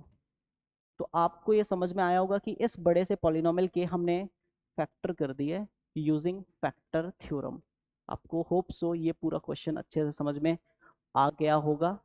इसी के जैसा एक क्वेश्चन मैं आपको दे रहा हूँ जो आपको करना है, ठीक है, प्रैक्टिस के लिए, है ना, प्रैक्टिस के लिए ज़रूर इसकी प्रैक्टिस करें और बताएं कि कैसे इस क्वेश्चन को आप सॉल्व कर पाए। चलिए moving to the next question, नहीं नेक्स्ट क्वेश्चन नहीं, next concept, algebraic identities. Basically last topic of this chapter, है ना। देखो हमने बहुत जल्दी से पूरा चैप्टर कवर कर लिया है। तो एल्जेब्रिक आइडेंटिटीज क्या होता है, दो टाइप की एल्जेब्रिक आइडेंटिटीज होती हैं। फर्स्ट स्क्वायर आइडेंटिटीज जो आपने पहले से पढ़ रखी हैं, a plus b whole square किसके इक्वल होता है, a square plus b square plus 2ab के इक्वल। और a minus b whole square किसके इक्वल होता है, a square plus b square minus 2ab के equal. Then a square minus b square किसके इक्वल होता है, a plus b into a minus b. ठीक है, थर्ड पॉइंट भी क्लियर होगा आपको। फोर्थ पॉइंट थोड़ा सा अजीब है, x plus a into x plus b किसके इक्वल होता है, x square plus a plus b times x plus a b. ठीक है, फिफ्थ पॉइंट बहुत अच्छा पॉइंट है, a plus b plus c का होल स्क्वायर किसके इक्वल होता है, a square plus b square plus c square plus 2ab plus 2bc plus 2ca, है ना। बहुत ही आसान। इनमें से अगर आपको कोई भी फॉर्मूला अगर प्रूफ करके देखना हो कि कैसे हम इसको प्रूफ कर सकते हैं, जैसे लेट से मुझे अगर फोर्थ वाला पॉइंट यानी डी वाला प्रूफ करके देखना है ना, तो मैं एलएचएस लूंगा। ठीक है जी, एलएचएस में पूछूंगा क्या है, तो वो बोलेगा x plus a into x plus b है। तो मैं बोलूंगा इसको एक्सपैंड करते हैं ना, क्या करते हैं, एक्सपैंड करते हैं। तो x प्लस बी को एक कांस्टेंट मानो और उसको x से भी मल्टीप्लाई करो और a से भी मल्टीप्लाई करो। ठीक है जी, कर सकते हैं, बिल्कुल कर सकते हैं। तो पहले x से मल्टीप्लाई होने आया है x प्लस बी, और फिर a से भी मल्टीप्लाई होने आया है x प्लस बी, कर दिया साहब। फिर x को x से मल्टीप्लाई किया एक्स स्क्वायर, प्लस x को b से किया बी एक्स, a को x से किया ए एक्स, और प्लस में a को b से किया ए बी। इसके बाद क्या करना है, x square as it is, a x plus b x में से क्या लगता है आपको, क्या कॉमन आएगा, दोनों में से x कॉमन आएगा, ब्रैकेट में बच जाएगा a प्लस बी और times a b. This is the correct answer. Hope so you got this particular pattern of proving any identity, right. आप प्रूव कर सकते हो a plus b whole square भी, कैसे, a प्लस बी को a plus b से multiply कर दो, ठीक है, एलएचएस लेके, दोनों दोनों बाइनोमियल्स का प्रोडक्ट करोगे तो आपका अपने आप a square plus b square plus 2ab आ जाएगा। क्लियर, सेम एज आप इसका भी प्रूफ कर सकते हैं। Now moving two questions. Question क्या कहता है, ध्यान से समझें आप। ये वाला पर्टिकुलर थिंग किसके इक्वल है, इन चार में से, तीन में से ना, चार में से कैसे चेक करेंगे। 49x स्क्वायर लिखा हुआ है प्लस 9y स्क्वायर लिखा हुआ है और 42xy लिखा हुआ है। तो मैं क्या करता हूँ, सबसे पहले ये एक परफेक्ट स्क्वायर है, तो इसको परफेक्ट स्क्वायर की तरह ही रिप्रेजेंट कर दो। 49x स्क्वायर को 49 7 का स्क्वायर होता है और एक्स स्क्वायर एक्स का स्क्वायर होता है, तो बेसिकली हम इसको लिखते हैं 7x का होल स्क्वायर। और 9y स्क्वायर जो है उसमें 9 होता है 3 का स्क्वायर, वाई स्क्वायर होता है y का स्क्वायर, तो इसको लिख देंगे 3y का होल स्क्वायर। और उसके आगे प्लस में 42xy जो लिखा हुआ है, 42xy को क्या कर सकते हैं, तो आपको पता चल गया ए स्क्वायर बन गया बी स्क्वायर बन गया, और दोनों के बीच में कैसा साइन है, प्लस का, तो a square plus b square plus आगे क्या आता है 2ab आता है। तो 2ab की एक्टिंग करो, 2a और b, ए की जगह 7x रखो, बी की जगह 3y रखो, और फिर चेक कर लो कि इन तीनों को मल्टीप्लाई करने पे 42xy ही आता है क्या। तो मैंने चेक किया, 7 टू ज़ा 14, 14 3 ज़ा 42 और x और y भी है तो 42xy ही आएगा। ऐसा होने के बाद फिर मैंने लिखा यहाँ पे कि साहब a square plus b square plus 2ab, ठीक है जी, ये आगे चल के बनाता है ए प्लस बी का होल स्क्वायर, ठीक है जी, क्या बनाता है आगे चल के ए प्लस बी का होल स्क्वायर। सो यहाँ पे ए के प्लेस पे कितना लिखा हुआ है 7x और यहाँ पे बी के प्लेस पे 3y, तो बिल्कुल कॉपी कर लो, ए की जगह पे 7x कॉपी कर दो और बी की जगह पे 3y कॉपी कर दो। कॉपी किया और आंसर हमें दिख गया, कौन सा ऑप्शन है, C option. How many of you, hope so all of you got this point. Now moving to the next particular question. क्या कहता है क्वेश्चन, ध्यान से समझें, एक अच्छे क्वेश्चन पे बात की जाए ना, इस पे बात की जाए एक अच्छे क्वेश्चन पे। क्वेश्चन कह रहा है if x square plus y square plus 1/x² plus 1/y² equal to 4 then the value of x square plus y square. X square plus y square की क्या वैल्यू होगी, सोचिए। X square as it is, या फिर x को हम x का whole square लिख देंगे, 1/x² को 1/x का क्या लिख देंगे, होल स्क्वायर। फिर as it is y square को हम वाई का क्या लिख देंगे, होल स्क्वायर, और 1/y² को 1/y का भी क्या लिख देंगे, होल स्क्वायर। इक्वल टू में जो 4 लिखा हुआ है, ठीक है जी, इक्वल टू में जो मेरे पास क्या लिखा हुआ है 4 लिखा हुआ है, उसको मैंने क्या किया 4 लिखे रहने दिया, दोनों साइड्स मैंने -2 किया, तो इधर भी -2 इधर भी -2, कोई फर्क पड़ेगा, नहीं पड़ेगा। फिर मैंने दोनों साइड एक और -2 कर लिया, तो क्या कोई फर्क पड़ेगा, बिल्कुल नहीं पड़ेगा, है ना। दोनों साइड मैंने 2 बार -2 लिख लिया, इससे कोई फर्क पड़ेगा, बिल्कुल नहीं पड़ेगा। उसके बाद समझें आप, ये जो -2 मैंने लिखा हुआ है, इस -2 के आगे x मल्टीप्लाई में भी और डिवाइड में भी अगर मैं लिख लूँ तो वो वापस कैंसिल होके 2 1 ज़ा 2 ही बनेगा, ये 2 1 ज़ा 2 ही है। बस मैंने एक शो ऑफ के लिए यहाँ पे एक x मल्टीप्लाई में और एक x डिवाइड में रख दिया, एज इट इज अगले वाले 2 के एक y मल्टीप्लाई में और एक y डिवाइड में रख लिया, इससे कोई फर्क पड़ने वाला नहीं है।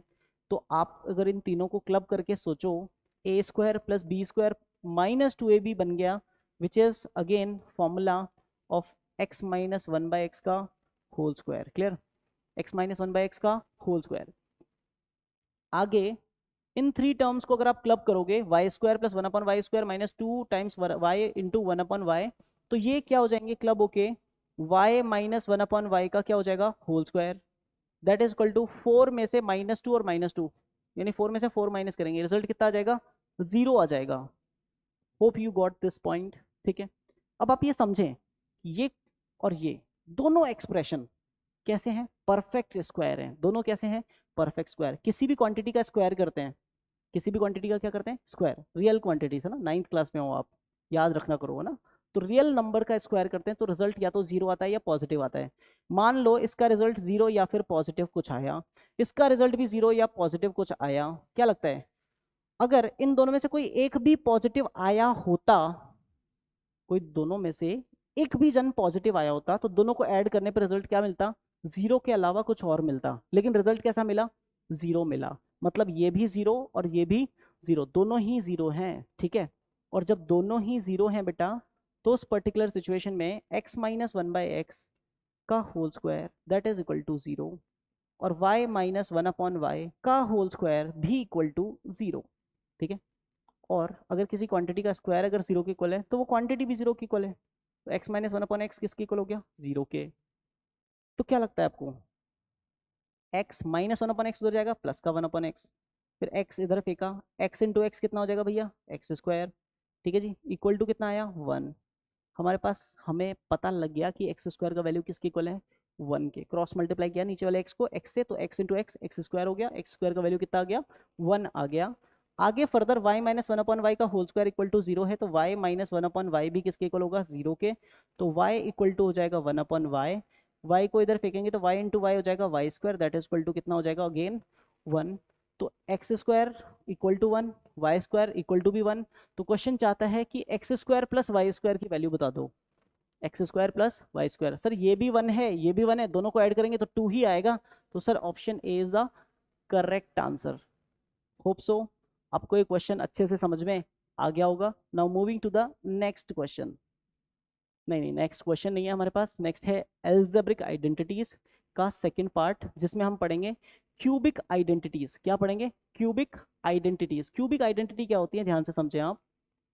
फर्स्ट पॉइंट है मेरे पास एक्स प्लस वाई का होल क्यूब, है ना, एक्स प्लस वाई का whole cube, first quantity plus second quantity का होल क्यूब। इसको हम कैसे लिखते हैं? A cube plus b cube plus 3ab bracket a plus b, है ना। अगर आप ए बी की टर्म्स में याद रखते हो, एक्स वाई की टर्म्स में याद रखते हो, तो x plus y whole cube equal to x cube plus y cube plus 3xy bracket में x plus y. Clear? Next second point है x minus y whole cube which is x cube minus y cube minus 3xy bracket में x minus y again. Third point है x cube plus y cube, है ना। इसमें क्या करते हैं, इसका फैक्टराइजेशन कैसे होगा कि फर्स्ट फैक्टर इसका निकल के आता है x plus y and then second factor x square minus x y plus y square. अब आप बोलेंगे सर ऊपर वाले दोनों का प्रूफ तो हम कर सकते हैं। कैसे कर सकते हैं? कि sir x plus y whole cube का प्रूफ अगर हमें चाहिए तो हम एक्स प्लस वाई को x plus y whole square के प्रूफ से मल्टीप्लाई कर देंगे, हाँ। यहाँ पे एक्स प्लस वाई लिखेंगे और इसका प्रूफ है एक्स स्क्वायर प्लस 2xy और प्लस में वाई स्क्वायर, हाँ या ना? कर सकते हैं ना? सब लोग इसका प्रूफ कर सकते हैं, फर्स्ट वाले का भी और सेकंड वाले का भी। सर थर्ड वाले का प्रूफ कैसे करेंगे? तो बेटा इन दोनों ब्रैकेट्स को मल्टीप्लाई कर दो, इन दोनों आरएचएस वाले ब्रैकेट्स को मल्टीप्लाई कर दो, सॉल्व करोगे तो x cube plus y cube आ जाएगा। क्लियर? इसके बाद की बातें क्या हैं, ध्यान से समझें। Fourth point x cube minus y cube which is again x minus y times x square plus x y plus y square again. Fifth point और सबसे important x cube plus y cube plus z cube minus 3xyz जो होता है वो किसके equal होता है? X plus y plus z plus x square plus y square plus z square minus x y minus y Z minus Z x. Is it clear? ये 5 cubic identities हैं जो आपको याद रखनी है। इनके अलावा एक इंपॉर्टेंट बात भी है जो आप अगर माइंड में रख पाए तो बहुत ही बढ़िया होगा कि लास्ट वाली आइडेंटिटी में मान लो गलती से लास्ट वाली आइडेंटिटी में x plus y plus z किसके इक्वल हो जाए बेटा? जीरो के इक्वल हो जाए। X plus y plus z किसके इक्वल हो जाए? जीरो के इक्वल हो जाए। तो क्या लगता है आपको राइट हैंड साइड में ये जो पूरा पोर्शन है ये क्या हो जाएगा? जीरो हो जाएगा। और उस जीरो से जो अगला ब्रैकेट पूरा मल्टीप्लाई हो रहा है जो इतनी बड़ा रिजल्ट दे रहा था वो पूरा ब्रैकेट भी क्या हो जाएगा? जीरो हो जाएगा। तो ultimately if x plus y plus z is equal to zero then it implies that ये जो लेफ्ट वाला पूरा पोर्शन है ना, x cube plus y cube plus z cube minus 3xyz, ये किसके इक्वल हो जाएगा? ये भी जीरो के इक्वल हो जाएगा। Hence x cube plus y cube plus z cube equal हो जाएगा 3xyz के। अगर आपको ये समझ आया तो बहुत ही बढ़िया बात है, ये याद रखने योग्य है। ठीक है, इसके यूज से भी क्वेश्चंस सॉल्व होते हैं बहुत अच्छे अच्छे। Right right. Moving to the next point. चलिए कुछ क्वेश्चंस है मेरे पास, वो क्वेश्चंस आप समझें। फर्स्ट कैटेगरी है ना, फर्स्ट कैटेगरी मतलब इसमें आप बहुत सारे टाइप के क्वेश्चन कवर कर सकते हैं कि अगर x plus one by x equal to 5 given है, ठीक है, तो अगर आपको चाहिए x square plus one by x square की वैल्यू तो वो कैसे कैलकुलेट होगी? X cube plus one by x cube की वैल्यू तो वो कैसे कैलकुलेट होगी?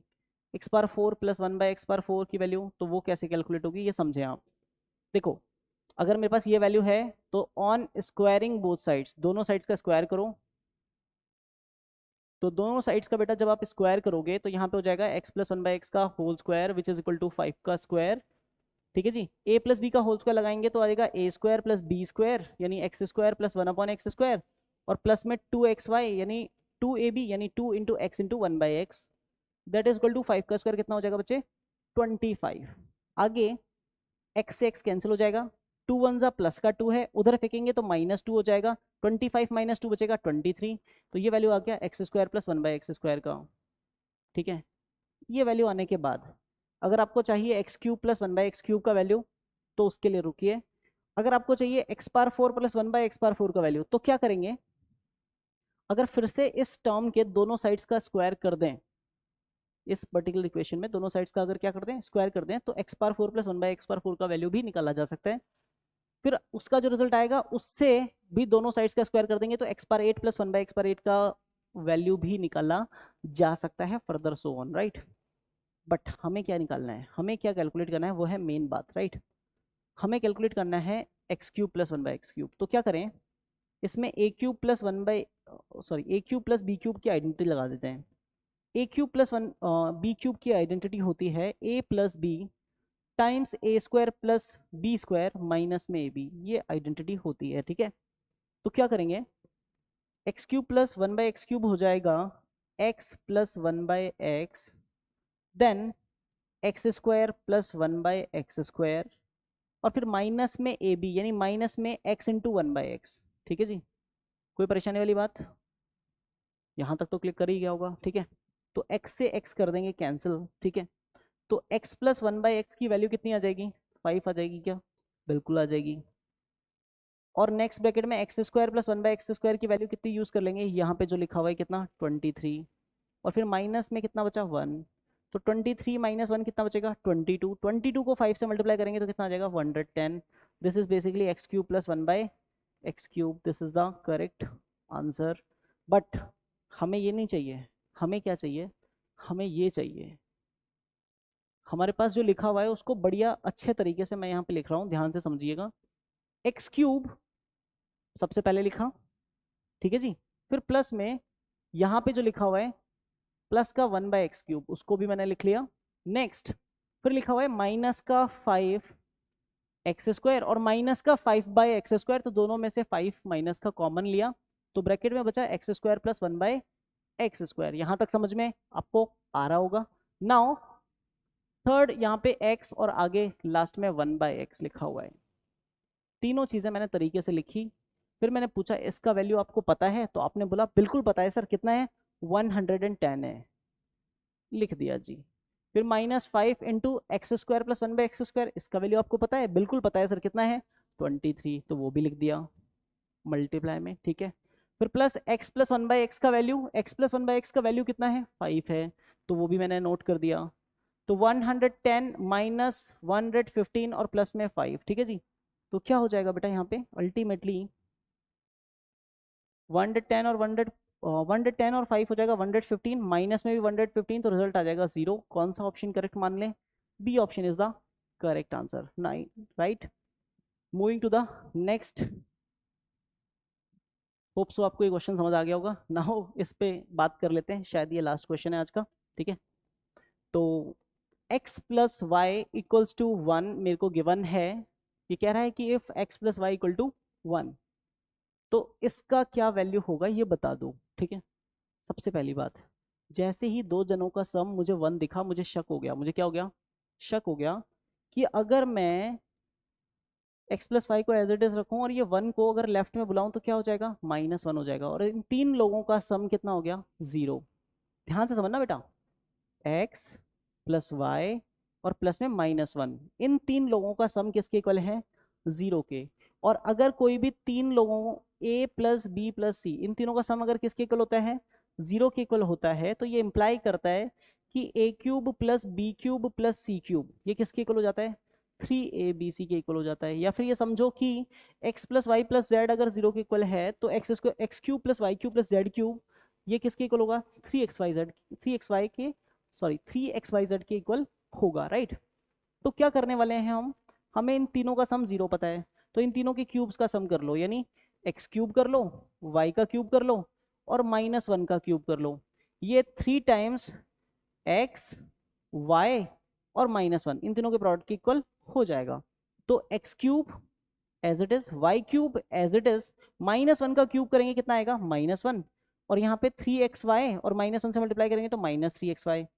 -3xy को आप कहाँ बुलाओ बेटा लेफ्ट में, तो x cube plus y cube -3xy left में आया तो बन गया प्लस का 3xy, और -1 उधर जाएगा तो प्लस का 1। तो basically x cube plus y cube plus 3xy का रिजल्ट आ जाएगा प्लस का 1, मतलब option B is the correct answer. ठीक है, ये बात अगर आपको समझ आई तो आप ये समझें कि ये लास्ट वाला क्वेश्चन, अच्छा एक क्वेश्चन है हमारे पास और, ठीक है चलिए इस पे बात करते हैं। ये बहुत अमेजिंग क्वेश्चन है ना, ये बहुत ही अमेजिंग क्वेश्चन है, इसमें ध्यान दें। ए कितना है 23, बी कितना है 27, और सी कितना है मेरे पास बेटा 50, सी मेरे पास अवेलेबल है 50, और मुझे वैल्यू चाहिए a cube plus b cube minus c cube, देखो माइनस लिखा हुआ है जबरदस्ती है ना, और प्लस में 3abc है ना। तो आप ये समझें अगर इस पर्टिकुलर सिचुएशन में अगर आप फिट कर पाए बाकी चीज़ों को, तो सोचेंगे कि a प्लस बी प्लस या फिर समझो माइनस सी, इसका वैल्यू किसके इक्वल है? 0 के इक्वल है क्या? a प्लस बी करो, 23 प्लस 27 कितना होता है? 50, और उसमें से 50 माइनस किया, कितना रिजल्ट आएगा? 0 आएगा। तो a cube plus b cube plus c cube, but इस c में c की जगह पे है माइनस सी, तो माइनस सी का होल क्यूब इक्वल टू किसके होगा? 3ab और c की जगह पे माइनस सी के, हाँ या ना? ऐसा ही होगा। अगर थ्री क्वांटिटीज का सम 0 के इक्वल है, आप शायद इसकी वजह से कंफ्यूज ना हो, तो मैं इसको इरेज कर देता हूँ थोड़ा सा, ठीक है? मैं इसको आप ही के तरीके से लिख देता हूँ कि a plus b plus minus का c है ना, ये किसके इक्वल होगा? 0 के। 23 प्लस 27 50, और फिर माइनस 50 कितना आ जाएगा? 0 आ जाएगा। तो थ्री क्वांटिटीज का सम अगर किसके इक्वल है? 0 के, तो ये इंप्लाई करेगा कि उनके क्यूब्स का सम उनके 3 टाइम्स प्रोडक्ट के इक्वल होगा। तो ए की जगह पे मैंने वैल्यू पुट करने की जरूरत ही नहीं समझी, क्योंकि ये ए क्यूब, ये बी क्यूब और ये माइनस सी क्यूब बनेगा, और ये इक्वल होगा किसके? 3ab सी, और ये माइनस आगे लगा दिया मैंने, इसके इक्वल हो जाएगा। तो अगर आपसे अल्टीमेटली पूछा जाए a cube plus b cube minus c cube, और इस माइनस 3abc को लेफ्ट में बुला लिया जाए और इसका वैल्यू पूछा जाए, तो राइट में क्या बचा आप ही बता दोगे? कितना? सर 0 बचा है। तो basically D option sir correct है इस क्वेश्चन का answer. Now moving to the last, and it is a thank you from my end, right. Hope आपको ये चैप्टर अच्छे से समझ आया होगा। इस क्लास में इतना ही, नेक्स्ट क्लास में एक नेक्स्ट चैप्टर के साथ फिर से मिलेंगे, तब तक के लिए ओके बाय।